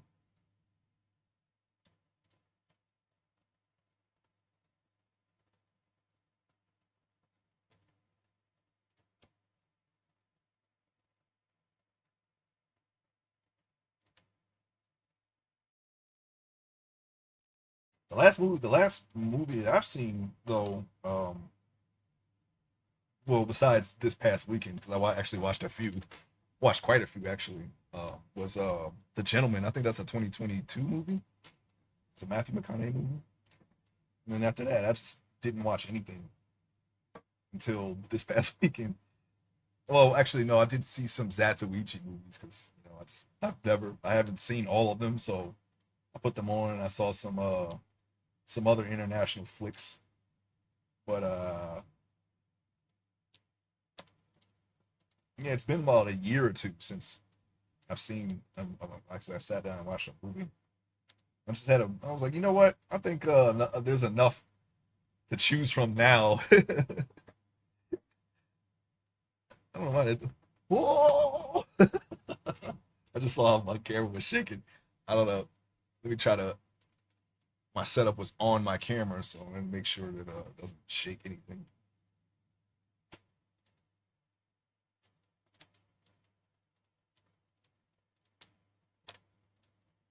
Huh. Satsuishi was versus the one-armed swordsman. Did I see that? And I actually did see one of the one-armed swordsmen. No, it was only one movie, right? I saw the old one and I saw the new one. They actually made I don't know if it was a remake or a sequel, but I saw the original. He fought some guy with that like a the original swastika before it got co-opted by racists or whatever. He had that on, and he had like it was the one armed swordsman versus the what was he called? He was this old dude. He looks like Shujinko from Mortal Kombat, and I think actually Shujinko from Mortal Kombat actually had a skin where he dressed up as that guy, and he had this basket that he would throw. He would throw it at you, and it would attach onto your head, and then it would shut and cut your head off, and he would pull it back with a chain. You had to fight that guy. The one armed sword. It was a one armed swordsman versus that guy. I forget his name though. That was the one that I saw. And then they had a new one where I think it was like, was it Donnie Yen or something that was the modern one armed swordsman? I don't remember. I saw that one as well, but I did not see him fight Zatsuichi. I did not see that, and I still have to see those ones that you brought up. The what was it? What was the director again? I forget his name. I thought he made Harakiri, but he didn't. I got to see those two. He made Yojimbo, right? Something like that. I can't remember his name right now. Well, I know his name. I just don't. I'm blanking on it. I'm sorry. Yeah, there you go, Kurosawa. I don't know why I've had trouble with that, but yeah, that guy. I did see Harakiri. I did enjoy that.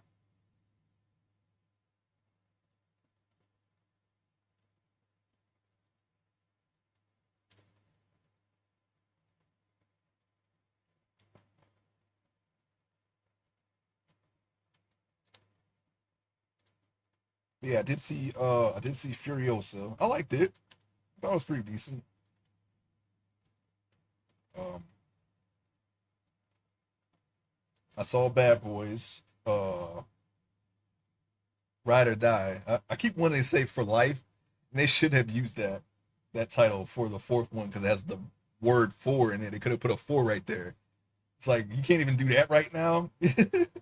Movie people. How do you miss that? How do you miss that opportunity? I also watched. I did watch Equalizer 3. I saw that. I saw. I don't even remember. I think it was called. It was a Michael Keaton movie. I can't remember the name of it because I just like they just kept going and I didn't even watch. So I didn't see all the names. I don't remember all the names to the movies, but it was a Michael Keaton movie where he had some kind of rapid version of dementia, and he was like some kind of hitman, and he has to like basically just solve the plot before his mom. Yeah, Knox goes away. There you go, Judicious. Thank you. I saw that. I kind of like that movie. The movie was okay.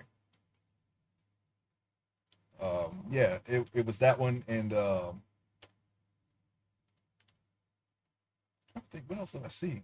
Some of the names I didn't get, but it was a movie with Mel Gibson in it, but he was like a supporting character.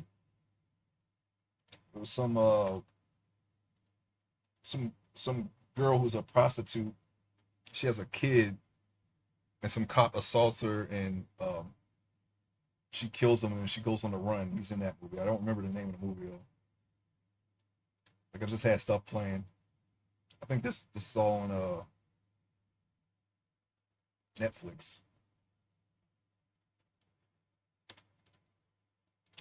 And what else did Oh yeah, it was a movie with it was Don Cheadle, Benicio del Toro. Oh yeah, welcome to the stream traditions. Sorry, how you doing? How's everything going with the pack? You know what I've been doing on that game on Minecraft? I'm moving all of my stuff into my base, and I've literally just been doing that the entire time. I have too much. I have too many blocks. I actually took a break for like a week because that's all I've been doing was just back and forth. I actually fell asleep one time doing. I got too many items, man. I gotta sort all. I'm sorting all my items, and it's taking me forever to do it. But I definitely want to continue that build. I've just been sorting the entire time. Um, yeah, it's Don Cheadle, Benicio del Toro, and Brendan Fraser's in it. Ray Liotta's in it.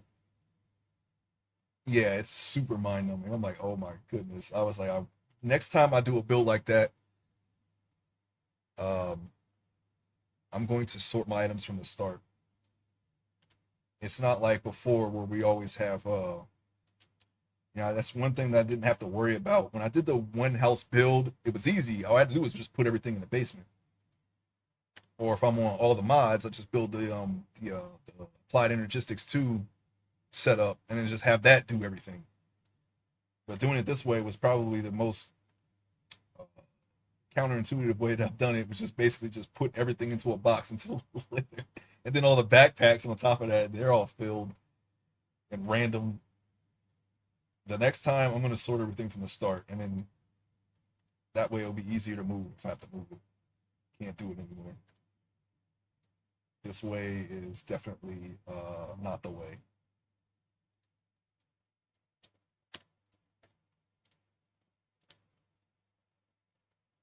I still have a lot of stuff to do, and then I got to build everything around the farm, and then everything around that, and then everything around. That. But at least I have a better way to clearing water now. I really wish I'd gotten into create a lot sooner than I did. But better late than never. I have a good idea of what to do next time. Definitely not using that sand method anymore. That's I can't do that anymore. Ever since they increased the build limit, it's not viable. It's just not viable. Doing it that way really it takes way too long. It used to be a 2-day job doing a build like that. Now it's like 2 weeks, if that, if not more. but I have the way is clear for next time if there was next. I don't know if I'm gonna do that again. I probably will. What am I saying? I do that every time. Every single time I find an ocean, no matter what I do, even if I don't do that build right away, I always go back to that build. I don't know. It's something that I've done since vanilla. I would always build Guardian. Ever since I did it on vanilla, I just kept doing it, even when I don't have to do it. But we have eggs though. I could have just built something, you know, a little more catered to that, but whatever.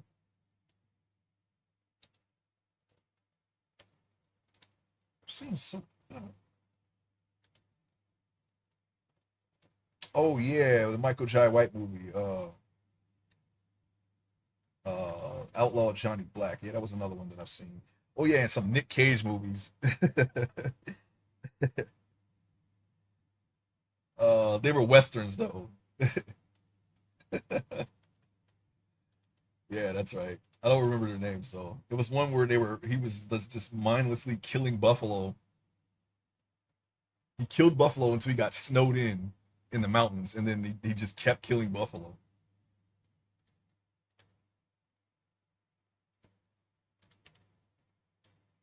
That movie wasn't so bad though, you know. And then there was another one where he had to avenge his dead family member or something. I just had them on in the background. But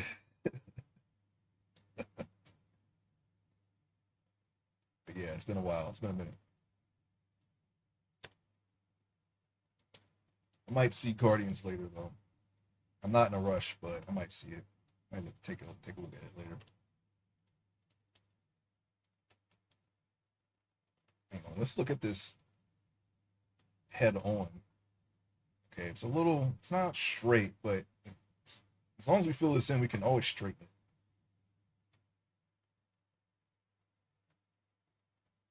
We're just getting the soles ready here. I don't. Well, we might have some time to work on the top. Maybe I can do the front. We'll see.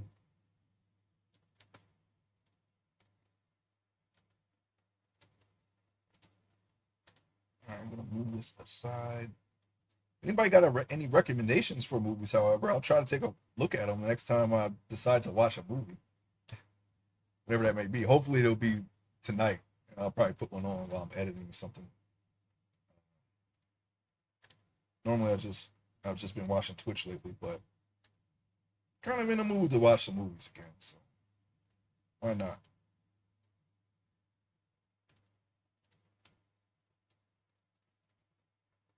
Kagemusha.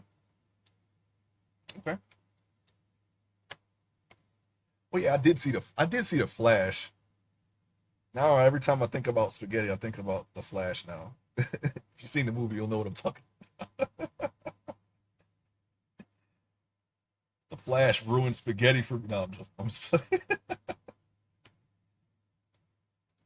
didn't like it though. I did not enjoy the Flash. Kagemusha. Is that a an older movie or is that a new movie?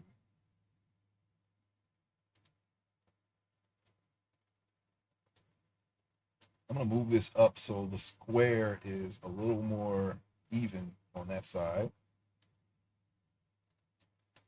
It's one way we can adjust it so where it is straighter on the bottom. And I'm just gonna bridge them and make sure that these edges or these yeah, these edges are bridged together. I think it's from 80. Okay.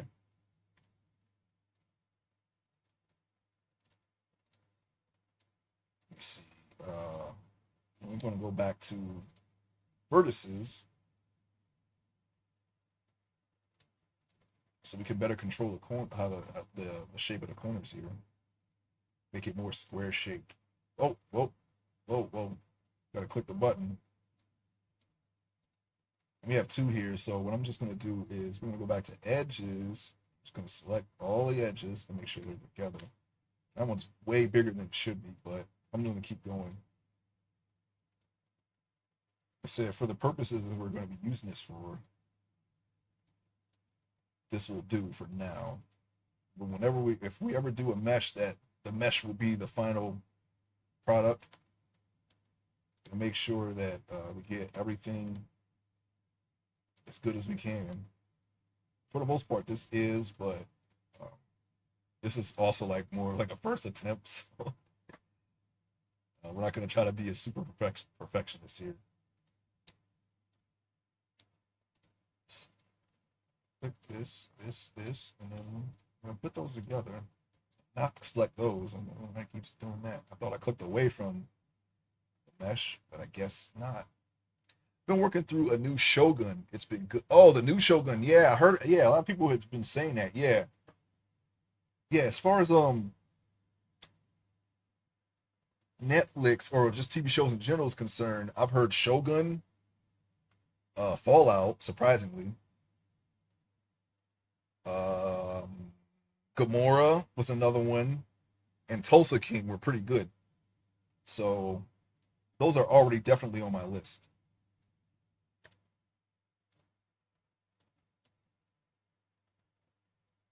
So I'm definitely keeping those in mind.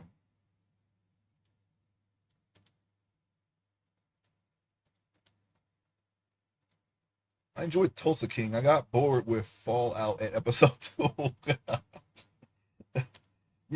At a glance, when I saw the trailer for it, it looked too clean for me. It didn't look like Fallout, but people really like it, and that pretty much guarantees that Bethesda's going to make more Fallout. So stay tuned for that, I guess. Probably just keep doing what they always do. So my hopes aren't up, but never know. Maybe they'll turn it around. I uh I don't think that will be the case. Looking at Starfield, how Starfield is, I didn't really get into it. It's a little. It's. I just did not. Oh shoot! Hold on, we didn't even go there. We wanted to do this. Adjust that a little bit. Yeah, I'm like I know people say it's good, and I kind of do want to see for myself, but I'm not in a rush. Still,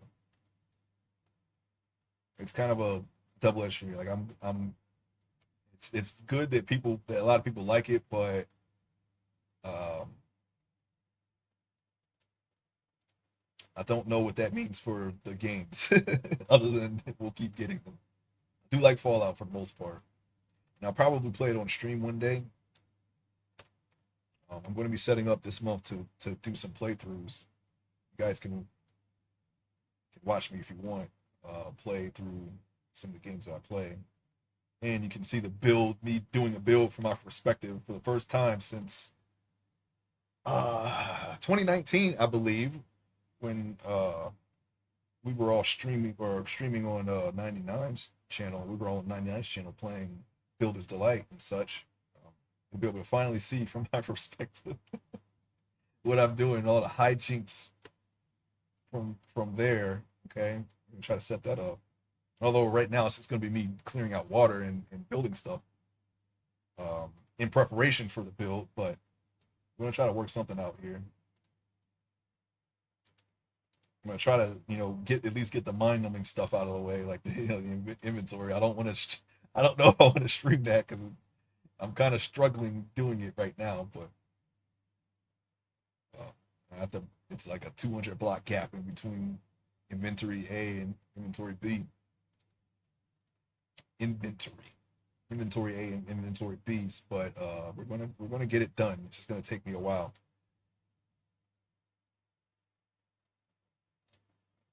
I heard Vikings was good. I did not see Vikings,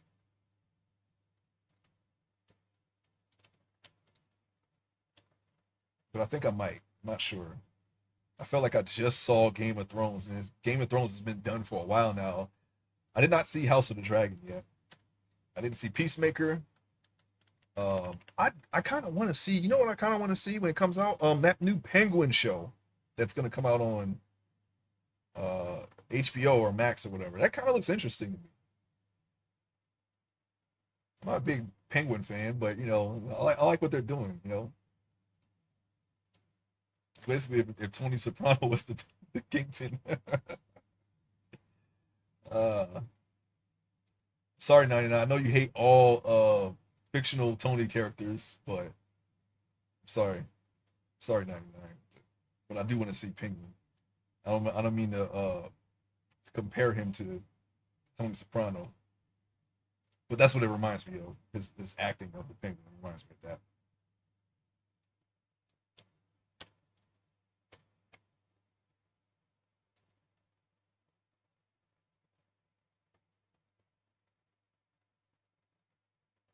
They're also doing a Dune TV show.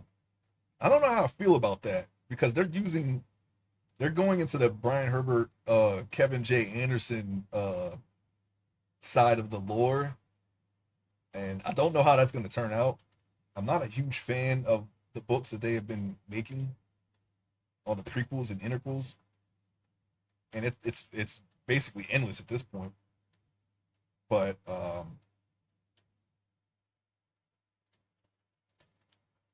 yeah, they're doing a what's it called? It's called oh yeah, Dune is what I saw also. I like Dune. I think it was okay. I can't think of anything that was a glaring issue about it. It's been a while since I read the book. I know they cut out some very small things about it, but other than that, I mean, it seemed okay to me. But I called it. Well, I don't know if I said this on stream. What I really want, I want them to do the books that are past Children of Doom, primarily because I think they're unfilmable. But I think this what was it the current director of Dune. I forget. I forget his name. I know Dennis. I don't know. I don't remember how to pronounce his name. But he said he was going to stop. He's going to do Messiah. They're going to adapt Messiah, making Jessica pregnant the whole second movie and removing the power of his voice at the end is kind of sticking. That's right. Thank you for reminding me, Judicious. Yeah, they completely cut out uh Paul and Chani were supposed to have a kid. They cut that out. They cut out Alia being born. Um, because she's supposed to be there when the Baron is at the palace, the Arakeen palace. She was supposed to be there and present because she is the one who attacks the Baron, but she wasn't even born yet. Like they kind of they changed. They definitely changed that. That was a big change. Yeah, yeah. That's what they did. They definitely changed that. Yeah, she's supposed to reveal to the Baron that she's his granddaughter. Yeah, that's right, right. They definitely changed that. They kind of changed a little bit of how it played out too. Count Fenring was supposed to be there. He's not even in the movie, but they put Lady Fenring in. Uh, yeah, actually, there were actually some. Those are actually pretty big changes. But I just like I remember when I was watching the movie, I remembered it, but I wasn't I couldn't recall right now because I've only seen the movie once, but and I'm kind of my mind is into this, but yes, yeah, those were pretty big changes actually, pretty big changes. Yeah, and they downplayed the Emperor's daughter a lot. Yes, they did. Yes, they did. Yeah, yeah, that was yeah, those were they actually changed it a whole lot actually.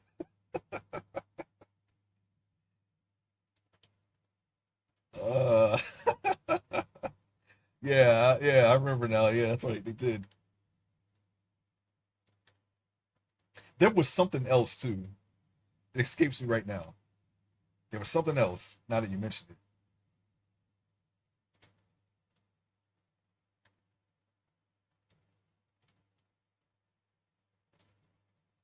yeah, something about the scene on Gidi Prime that was different. Fade was supposed to make an attempt on the Baron. I forget what it was though. Oh, you know what they cut out? Thurfear, wherever how you say his name. They cut him out. He's supposed to be alive. He's completely. I think he's dead. I think they just killed him. They just killed him. He's actually supposed to be there. They're missing it. They're missing an entire important character. Thulfir was he basically gets converted by the Baron in a way. They convert him against his will, but yeah, he's supposed to be there, and there was some kind of plot that was supposed to happen on the Baron, and it didn't work or something like that, and he punished Fade for it, but it was like something. Yeah, I mean that's a minor thing, but Thorfinn is supposed to be there. Yeah, they also cut out the Sardaukar being brainwashed criminals turned into elite suicide shock troops. They romanticized them into special forces. Yeah, they did. Yeah, yeah. Yeah, and they were supposed to be I think he just said kill them, kill all the Sardaukar, but he actually just exiles them back to their planet. But Thorfear was a pretty big. That was pretty big. Yeah, now it's coming back to me. I'm starting to remember some of the things that they cut out now. When I was watching it, yeah, I was like, yeah, okay. I guess they didn't put that in the book or in the story, but it's interesting though. I'm trying to recall this while I'm doing it. I'm gonna do it because I like multitasking. Multitasking. Sorry. And let's see. Yeah, there was something with there was something else too. They cut out. It was a pretty big change. Well, I mean, I understand that in the grand scheme of things, some of this stuff doesn't amount to anything. But yeah, there were like entire characters missing. They really played up the religious fanaticism, but avoided the word jihad. Yes, they did. They actually, yeah, they did. They did do that. I don't remember if Paul able to see the golden path in the first book. I know he dreamt about the jihad. Um,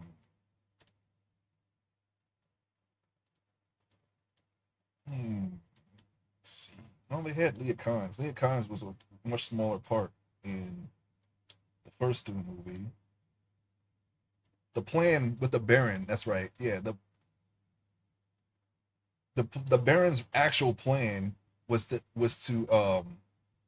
kind of like to court the Fremen in a way. I mean, yeah, he was killing the shit out of them, right? But his plan was to have Raban oppress them so badly that when Fade took over, Fade would treat them better and then gain their support in a way. That was his original plan, but they didn't explain that in the movie. They just made Beast Raban like a total like screw up basically until he gets killed. But that's how it's supposed to go. I don't know, like it. I mean, it kind of the story kind of played out the same. So I mean, I kind of get why they didn't put that in, but that was another major change. I enjoyed the interpretation, but that's how I view it. An interpretation, exactly. Yep, I'm the same way. Yeah, it didn't I get that they connected the dots by leaving some out, but it still got to where it was supposed to go. Right.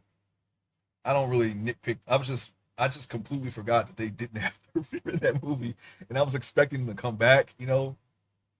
But because he's supposed to be there, but he actually wasn't at all. And I think he's a bigger character than Count Fenrir in a way. Count Fenrir is actually a failed Kwisatz Haderach, and he was a failure because he was sterile. But he had the ability to kill Paul, and Paul knew that. And I guess Count Fenrir knew what was going on, and they were going to have Count Fenrir there as a backup plan to just straight up assassinate Paul if they couldn't stop him. And at the end of the day, Fenrir saw it coming and he decided not to do it. That's more like auxiliary stuff. That wasn't really super important to the story, but that was what was supposed to happen. They didn't talk about the golden path. They just intimated it with him saying intimate. Okay, I know what you're saying. With him saying this was the only way forward. What he did in marrying the princess, yeah, that's what pretty much kicks it off because he kept following his vision. And but also in the books, Chani didn't act like a yes, yeah. Chani was super. I like Zendaya, but she was super out of character. Yeah, she knows what she like. Paul told her what was going to happen, and she was okay with it. But this time, no, she was not okay with it at all. That's funny. Yeah, that's right. Yeah, she totally was okay with marrying the prince. Yeah, because he didn't do any. He never did anything with the princess. She was only there to record the history of what was going to happen and nothing more. And that was really to it was more like a punishment to her because I think she was plotting against him too. I don't remember if that was the first or the second book, but it was something that he saw that was like, nah, we're never gonna be a thing. You're just here to do this and that's it. It was like that kind of arrangement. I forget the reason why, but I think that was it. It's been a while since I read that book, so my I don't remember every single little detail, but I remember most of it because I really liked it. I got into it playing the Genesis game, Battle for Arrakis, and then from there, Doom 2000, which was a remake of that, and then Emperor Battle for Doom, which is supposed to be a sequel to that. It's more like Doom 3, but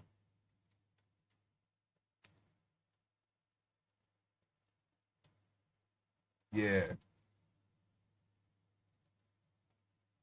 But I think that's really it. You know, there's some minor changes.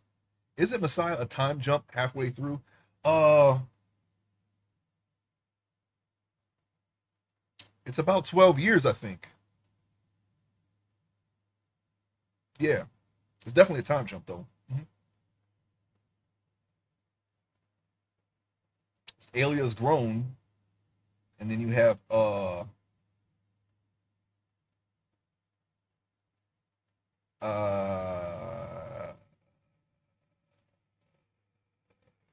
Ganima and Leto the second, and they're no, Leto was a actually no, Leto was a baby in Messiah. I'm thinking of Children of Doom, but there is a time skip. Yeah, I wonder how they're going to do Messiah. I mean, I kind of do, but for the changes they're made, I'm kind of curious now. Well, more specifically, the Tylaxu. I wonder how they're going to do the Tylaxu because the Tylaxu are like they're pretty big in that story and going forward. It's kind of weird that they didn't use the Tylaxu in the games that I played, the RTS strategies. Instead, they used House Ordo, which is basically similar in a way. They're the ones that they in the games they're the ones who used the they had the Golas and whatnot, and they did have Tylaxu and Emperor, but they were like a sub house. It was something that you would attach to a major house. Like the jihad has happened, and the religion of Paul is galaxy wide. I can't remember if it was Messiah or the book after where his transformation starts. Yeah, it's technically both. They were already conquering the planets in Messiah, and because that is when he starts seeing what he had. He basically had to do what Leto the Second did, but he chose not to do it. And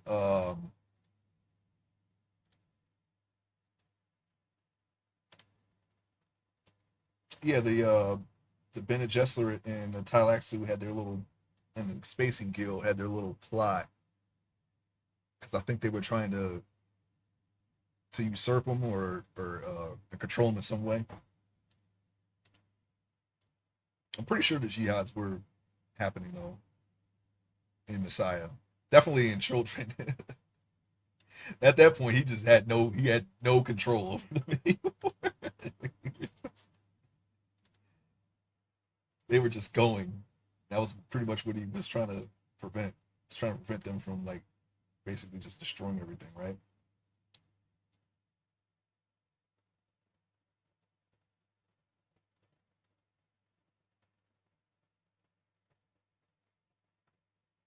Let's see,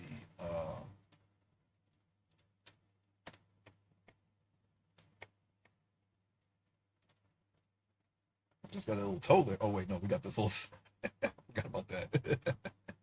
Whoops. Well, we got most of the shoe done here. It's yeah. Look at the plane now. Yeah, I have to. The next time I craft a boot, I have to make that a little bit straighter. Like I said, we could just use wear and tear as an excuse, but the next time we got to make that a little more flat. except for this part. This part is actually supposed to curve like that. The toes don't touch the ground in this front, so this is fine. It's just this part should be a little bit. I can see now it's a little bit uneven. Like I said, these aren't new boots, and it's not going to matter anyway because we're just going to draw that. Yeah, where was the wait. Was the weirding modules, is that a David Lynch thing or was that in the book? I can't remember anymore. I don't remember anymore. I remember his name was, wait, was that the I'm starting to confuse the book with the 1984 movie now. His name was a killing word, right? That was the voice thing, right? Something like that. Can't remember it anymore.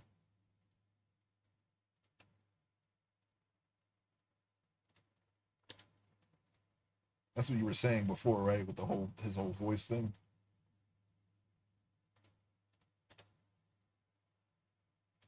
Yeah, Messiah's name became a killing word. Yeah, that's what I thought. Yeah, I've only played the RTS. Yeah, I played the first one, and then the RTS is after. I didn't. There is a Frank Herbert's Dune that they based the game off of the sci-fi miniseries, but I never played it. I don't. I know it's a some kind of third person game, which is what Lynch does at the end to Fade and Valani didn't do. Yeah, that's right. Yeah. Like he screams him into the ground. Yeah, they changed that whole fight. I actually was a little surprised that he actually got injured there because the whole point was to not get stabbed by Fade because Fade had poison blades that were going to, he was, if he got stabbed he would have died. He saw that in his vision, but they didn't, they changed it completely.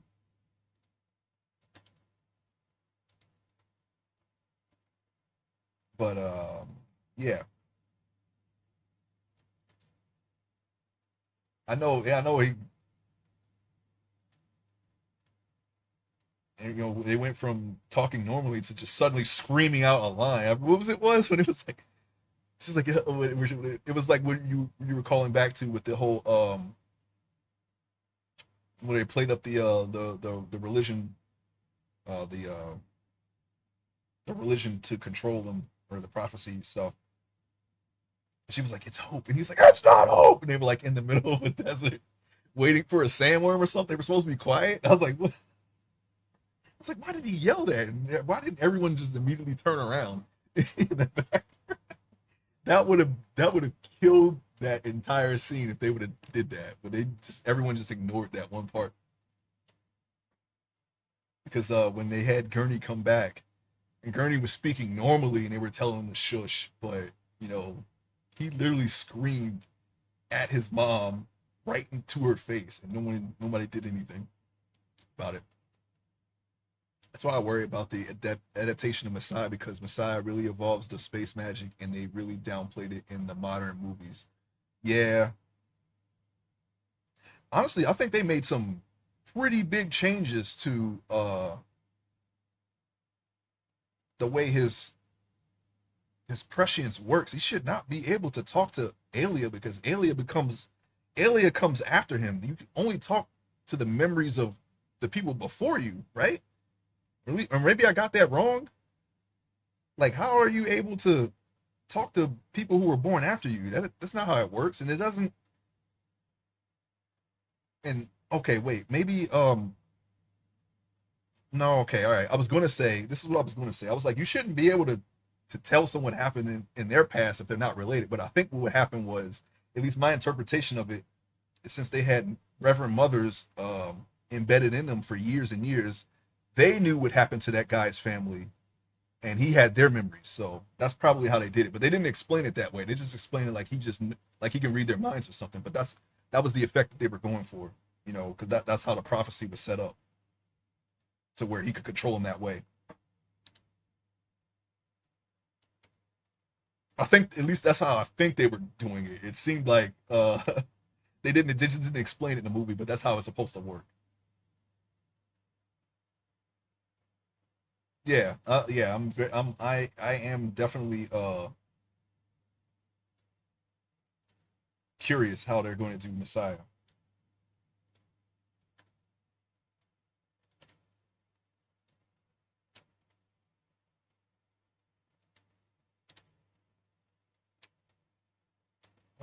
Let's see. Let me close this up. Okay, we don't want that. We don't want this T intersection here. So we're gonna Control Z that. I'm gonna take grab that and this and line them up. You want to make these so that they're more even, but I don't know. I don't. We'll just have to work on the method once we see what it did, the result of doing it like this, the best that we can. Once I see what how it turns out, then I can know I'll know what to fix. But what I do, all I know right now is that every plane should have its own base right now. That's what I can see just from the start. Okay, let me move this back just a little bit. Okay, so we're gonna have to we'll close these here off, this triangle here off.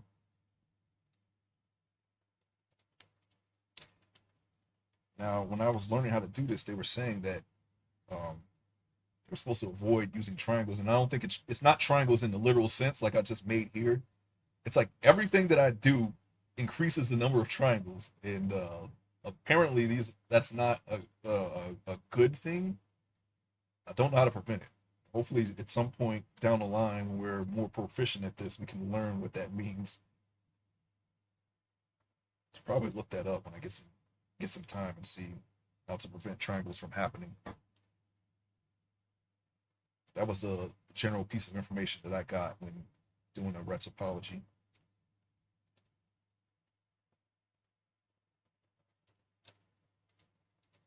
They should try to have as many quads,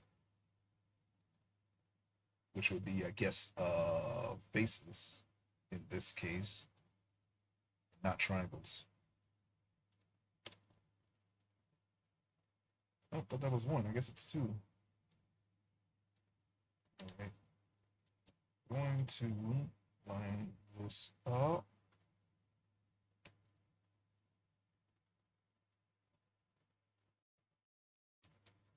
All right. I'm going to go back to edges. We're going to close this off. I think we can get this side done, and then we'll probably close it out here for the time being. Just have this bottom done. I'm going to try to do that.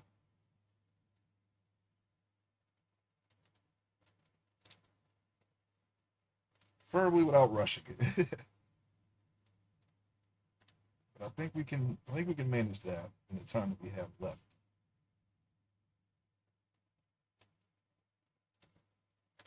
Slow that down.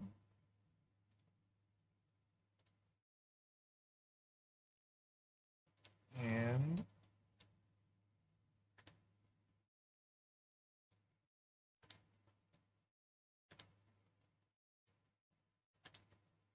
make that a little straighter. So you want to keep the line as close to the edge as possible, but uh, so we're just kind of manipulating this part here. It's a little even. I'm gonna straighten these out too. Probably before I stream this again.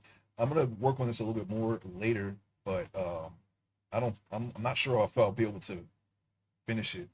So you'll probably see this again tomorrow, briefly, and then we'll go to the other mesh that I'm working on stream, which is character number 2. And then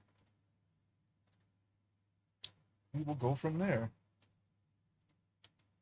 Let's see, close these, go in.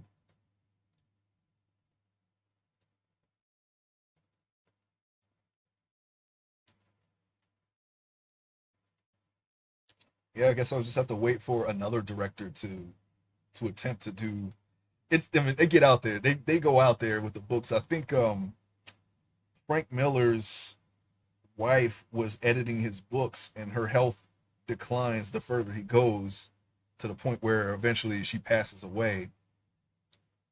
Just give me the animated version already. I'll see what I can do. I'm sorry. Of what? Of Dune or of? Is there an animated version of Dune? Or are you talking about this? Working on it. Working on it. But yeah, I, she was editing his movies, and they get out there, or sorry, his books, and they get pretty far out there as far conceptually, and yeah, Dune. I think it's the only way to do it justice. Yeah, yeah, yeah, yeah. It would. I think it would work as an anime because the anime kind of sometimes animes get out there, as far as the types of themes and content and whatnot. So yeah, but I really want to see an adaptation of God Emperor of Doom, but I I feel like it's unfilmable. I think that's why they keep stopping it, Messiah or Children of Dune every time they do an adaptation of Doom. Miniseries got close, but they stopped. I mean, first of all, well, I mean, if you haven't seen Dune, I'm not going to spoil it, but one of the major characters is something that you absolutely need CGI for, okay?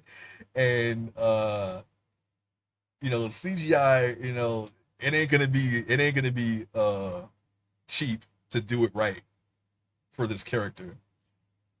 Exactly. It's like uh the God Emperor himself is gonna be completely CGI. Completely. All right.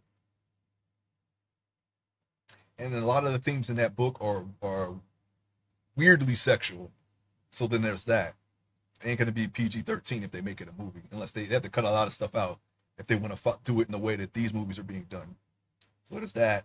And then um third of all, Dune is not going to be the same Dune that right? It's going to be the setting is going to be completely different.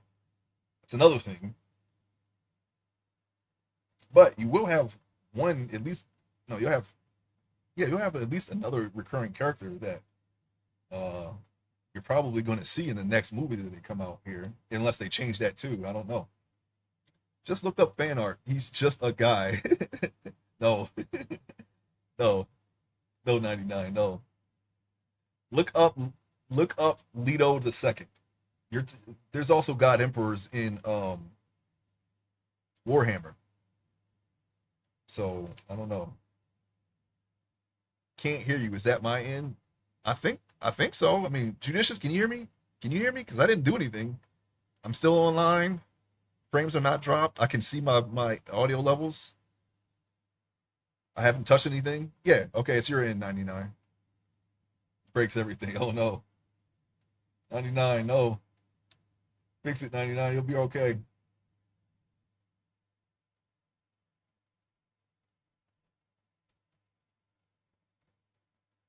But yeah, it's just the nature of the themes and the character unfilmable. Made a terrible mistake building in a savanna biome. Oh, why is that? Oh, let me guess. Let me guess. Hold on. Lions, right? Do the lions do they harm you? It's gotta be because of Alex's mobs. It's gotta be. You know what I got in my build in the like if you look at my build from north to south in the southwest corner is uh a spawn chunk for alligators. That's gonna be a problem. Constant elephant traders. Oh, okay. I've actually never seen an elephant trader.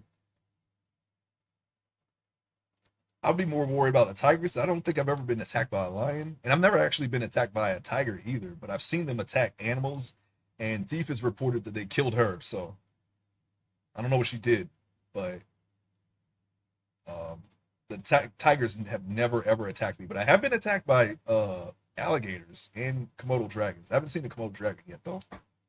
But I've definitely seen an alligator. They spawn. There's a whole bunch of them, and if I just leave them there, they'll have babies and everything. They'll just keep spawning. My build, this part of the build is mostly water, so they're going to be everywhere if I put the water in. I have to figure out a way to cull them or stop them from spawning. The torches don't seem to help, so I don't think they show up as enemies. I think they are technically passive, but maybe a dread lamp will stop them. I gotta see. Yeah, that's what I thought. Okay, dread lamp. All right. I don't want those things going around. If I put them in water, they're gonna death row anybody who goes through that area, and I don't want that to happen. Field is supposed to be safe for the most part. Okay, you're not. There's no death of this nature. Alligator pits like Indiana Jones or anything like that, or 007. That's not intended. But I do want to make an alligator farm because their scales can make blocks, and I'd like to have those blocks in case there's something I'm going to build that would require that kind of scaly pattern. I'm not sure yet what I mean, but if you ever wanted to build like a giant dragon statue or something, I guess you could do it. Or maybe have a, I don't know, some kind of green palette, dark green palette. Maybe that block with dark prismarine. I don't know. I gotta see. I'd have to put them next to each other. I don't think that would work, but maybe I should look into an update for BD3. Oh yeah, what are you thinking about?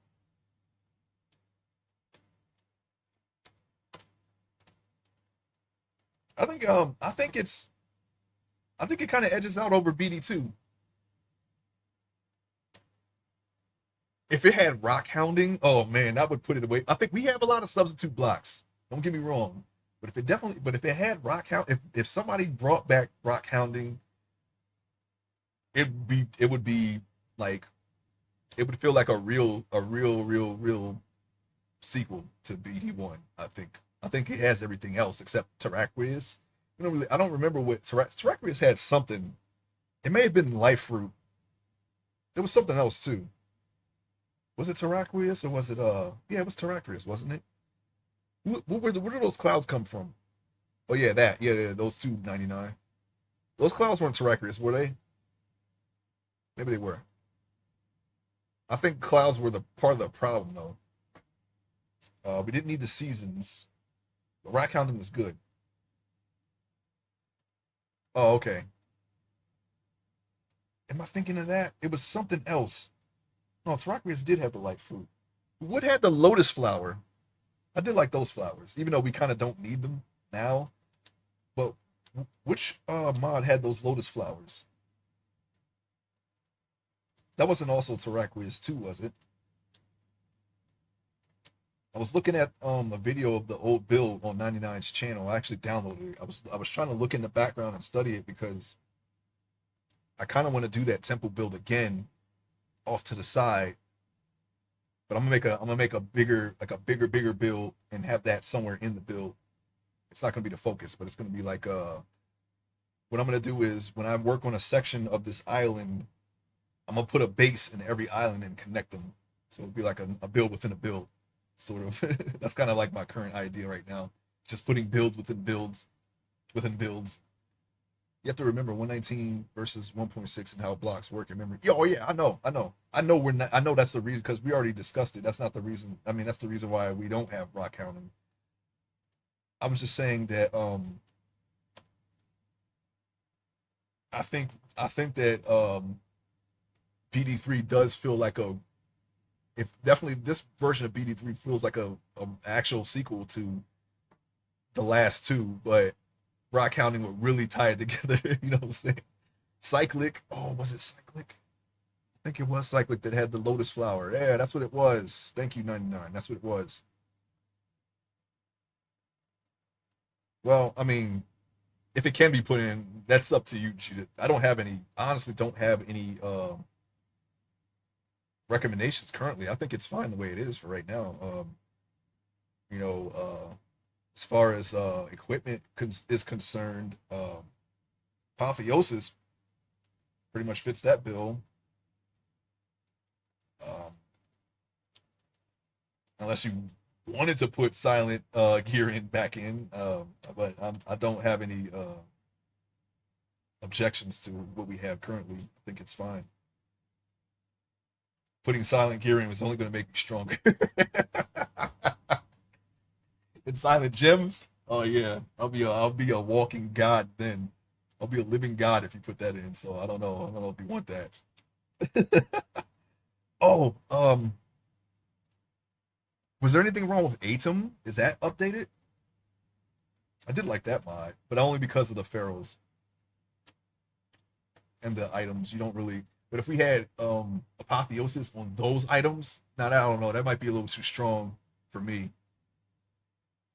Um, really, the only thing that I would use anything out of that mod for would be the pharaohs. The pharaohs in my Tower of Power gauntlet that I was planning. If nothing can kill you, what's the point of being even stronger? Well, maybe you don't ask that question, okay? It's not about that. Power without limits. You just keep getting stronger. You just want more power, okay?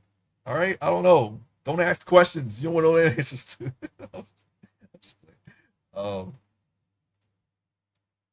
I think the void can kill me still. To be honest, I think we have any protection against the void. That's it. That was in Silent Gear. They have an alloy that pretty much stops you from dying in the void. Oh, abyssal craft. I never got into it. I just remember having to. I just remember doing preventative measures for the ooze. But yeah, Atom. I do like the Atom. Oh yeah, Between Lands. Was that the one with the beds?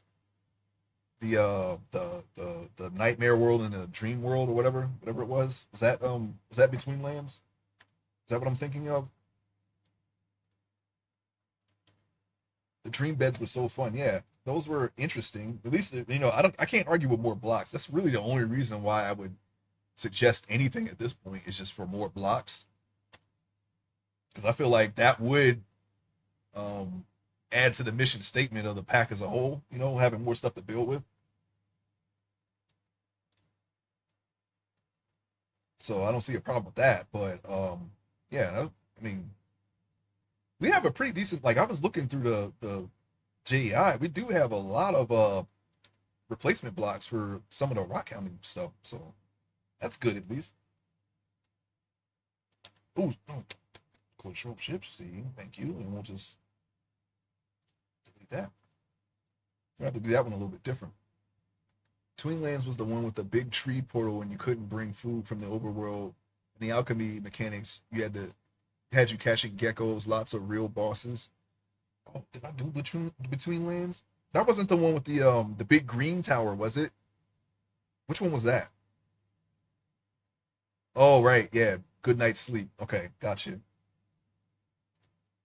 I know that one didn't really have anything, but at least it had the one that I'm talking about with the big green tower. But it did have the colorful. It had the bismuth blocks, which I didn't get to use yet. I don't really have an idea for really colorful blocks. Yeah, God Dimension. That's right. Yeah. Yet. I'm not going to put the rainbow blocks anywhere near what I'm currently building. I don't know. I don't really have an idea for really colorful stuff like that. Currently, actually, I do, but I'm not working on that. Just wanted to make this really magical area, but I think I'm gonna stick to the regular palette that I've been doing for the area that I'm currently working on. I'll probably use the either Myelite or the Aurora glass for that because that actually fits into the palette that I want to work with. Pretty sure I'll be able to I'll be able to get to that sometime in the near future. I hope that works. I don't know. I'm gonna try it. We'll just leave it like that.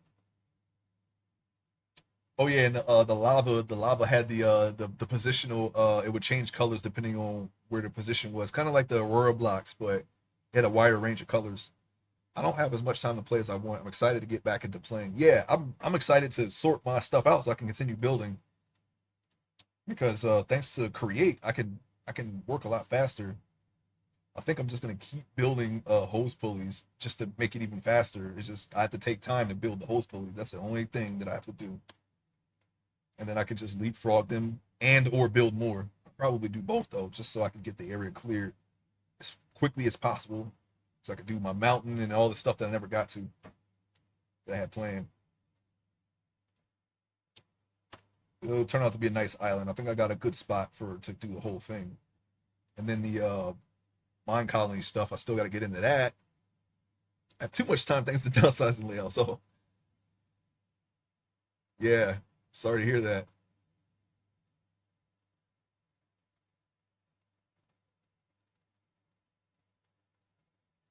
Yeah, it's rough.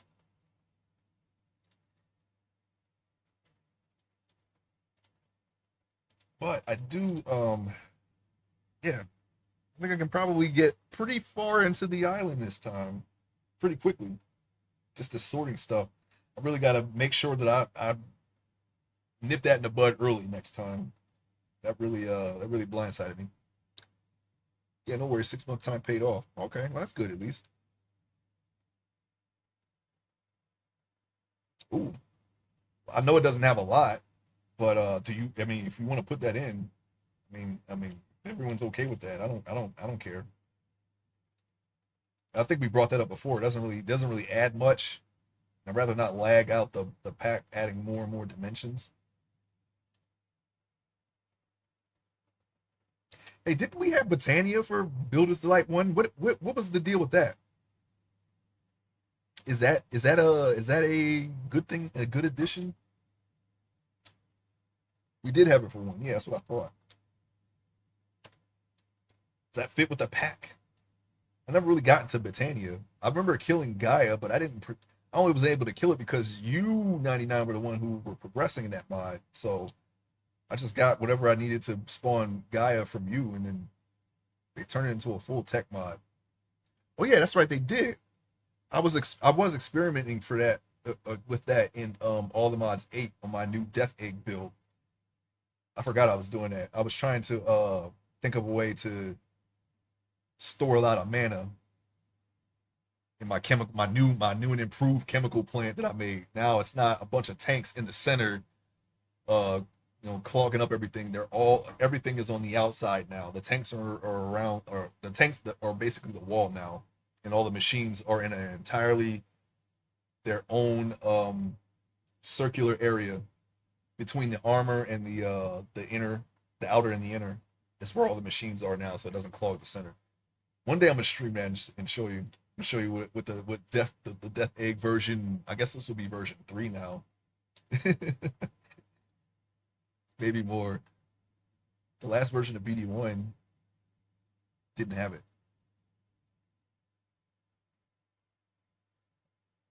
I'm thinking, yeah, at least I thought it was BD1. Maybe it wasn't. I thought we had it on that what was it, the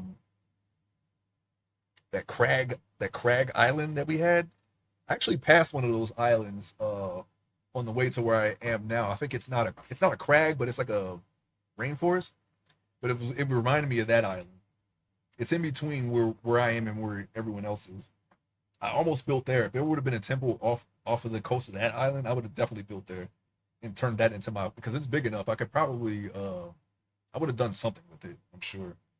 I don't know about the area surrounding it, but I definitely could have turned that island into my island. Builder's Delight and Builder's Delight 3 had a couple false starts though, so maybe we did at one point. Oh yeah, yeah, yeah. It might have been like, yeah, some revamps of, yeah, I could have sworn that we had Britannia at one point. I know we took Terraquius out. We took out the season stuff. We took out Silent Gems. That was BD2 though. Took out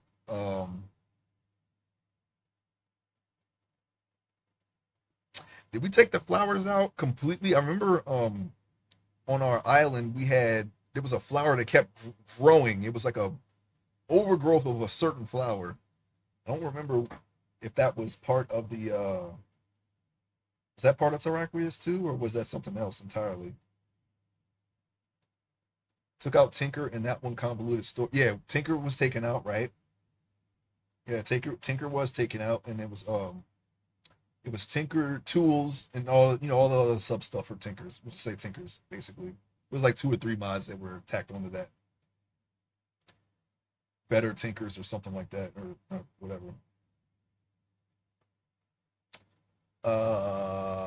Yeah, there were a few mods that didn't make the cut, didn't measure up.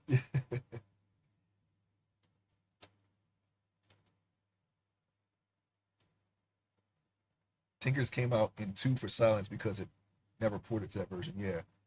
Honestly, I mean, Tinkers is I enjoyed Tinkers in its own way, but I think Silence is better. So that was definitely a good swap, I think, in my opinion. You want to avoid this. You want to keep it all even. I got it's here. It's let's see if we can do something about that. Anything? No, we can't. You know what? So we're gonna have to. I was on autopilot for one, two, three, four, five, six faces, so it's not bad. I snapped out of it. Let's see, eight faces. All right, so what to do? Let me try something here.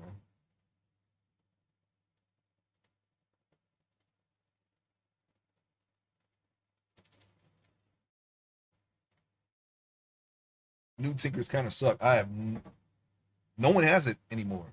Not even all the mods. All the mods have silent gear now. All the mods 8 has silent gear and apotheosis. So I am very curious to combine those two together in an armor set. Very curious to see how that's gonna go. And then on top of that, you got your all the mod spores too, which are really strong, but you have to work for them. So yeah, looking forward to that. I'm still working out where I want everything inside of the Death Egg though. So I kind of I kind of work on that piecemeal and come back to that every now and then. But yeah, interested to see what kind of armor that I can make with those two mods together. Mod 9 is the same way Silent Gear and Apotheosis. Yeah, and you know what? You know what makes me happy about all the mods 9? They finally updated Ender IO. That was one of my staple mods that I really enjoyed. I'm glad they brought it back, but everything that I have is in Automod 8, so and I'm tired of trying to keep up with the next mod pack because it kind of stops my progress with the Death Egg every time they do this. So I'm gonna stay in 8 for the time being, and maybe one day I'll get to play with Ender Iowa game. I do have 9 downloaded. I guess I could have done that from the start. But I'm glad they finally brought that back. It would be nice if they ported that to 8. They probably won't though. If there was just some way I could just take the build and just put it in 9, I would do that. But I feel like there's something that I'm using in 8 that isn't in 9. I don't remember what it was. I think 8 is a better rounded out. Is better rounded out. I played with it and added a few mods to try out, like Feywild and Elemental Craft. Oh yeah, Elemental Craft. Didn't we had that too? Didn't we? Elemental Craft. Did we have that? That sounds. I'm gonna look into that 99. Yeah. I don't know if all the machines will carry over though, because currently my newest builds are heavily relying on mechanism since Ender IO has been missing all these years. It's nice to know they brought it back finally. I know they have. I'm pretty sure they got mechanism in 9, but there's something else. I know there's something else. Thankfully for me, a lot of the things that I've been playing in the Death Egg, I can act thanks to Create, I can actually do in Builder's Delight. So I'm looking forward to that. I was working on an idea that could push and pull things underwater, and with Create that is possible. So I'll be able to at least test those concepts in Builder's Delight or in all the mods, and then implement them vice versa. Whichever. I guess I can do it in Create, since Create is easier, I guess, to work with. I'm already using that concept in my farm already. Because what I did was I put some spawners inside of my farm to boost the numbers. They just vomit. It literally just vomits guardians now. So mission complete, I guess. Yeah, I made sure it's not chunk loaded, so it shouldn't crash the server. And the last time I was on was like actually a couple of days ago. It doesn't seem like it. Yeah, it doesn't seem like it runs at all. So unless I'm there. and I'm moving back and forth away from the farm, so it's not really loaded. It's only loaded when I need something from that farm, which I don't currently. Mechanisms is a 9. Okay, we did in one version because it's in one of my builds. Yeah, that's what I thought. Elemental craft, yeah. But the nice thing about FTB chunks is it only loads the chunks if you're online. Yeah, that's good. Yeah, yeah. I don't want to kill the server. I don't want to do that. Trying not to here. I'm trying to. I don't have anything. I don't have anything loaded currently because except for the hose pulleys, and they've already sucked out the water where I have them at. So I think I've already taken those chunks off too.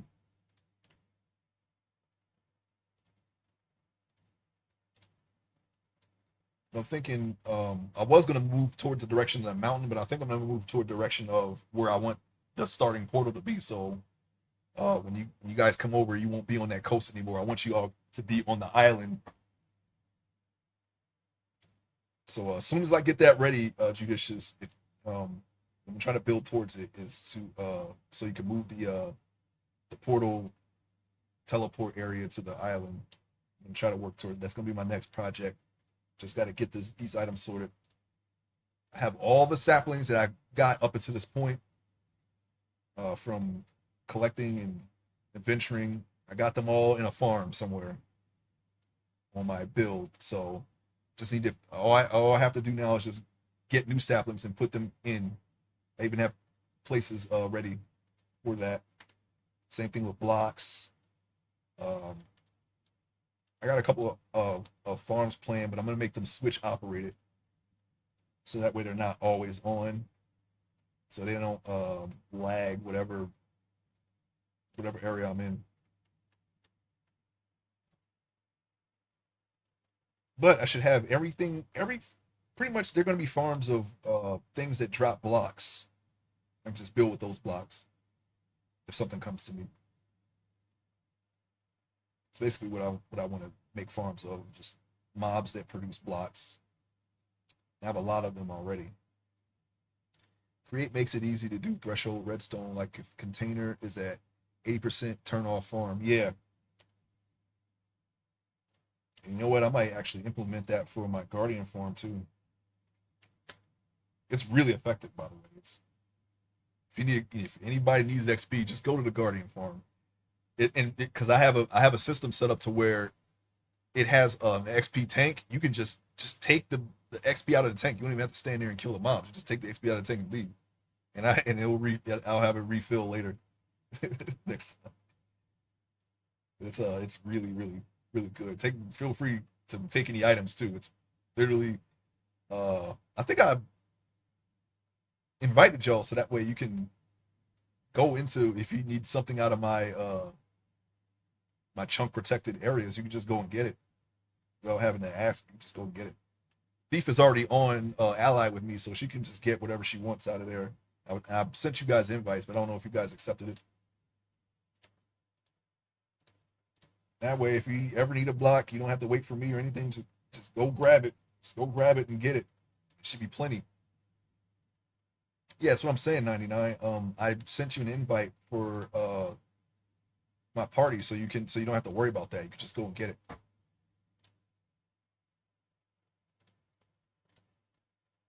Why doesn't it line there? Okay. I can't join yours because I'm in another. Oh, okay. Well then, I do not lack for blocks. So if you need one or two or certain block that I can easily reproduce, just let me know. We'll just do it the old-fashioned way.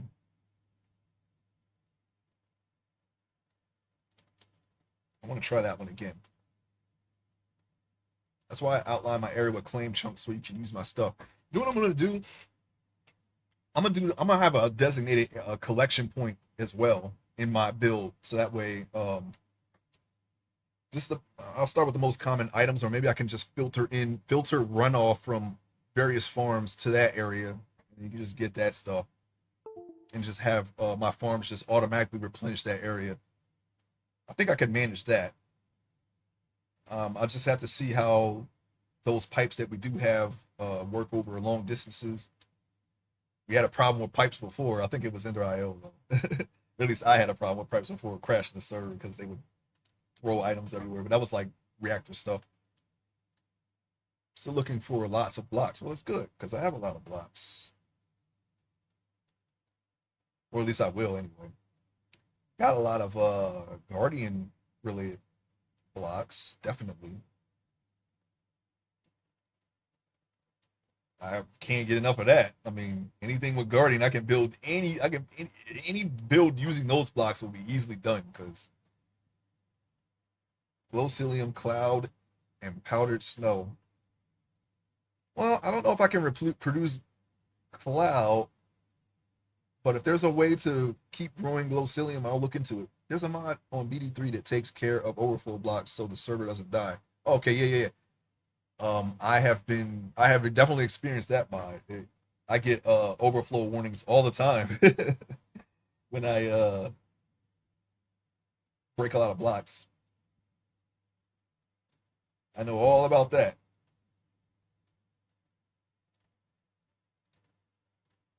From the sand, from all the sand that I had to take down. By the way, I should have stopped those extruders. I don't need any more sand ever. That's enough sand. I got way too much sand now. And they just kept running the entire time. I should probably take those extruders down because I don't need them anymore. I could probably extrude something else. I don't know what. Yeah, I learned my lesson too. Yeah, it's I try not to overdo things these days.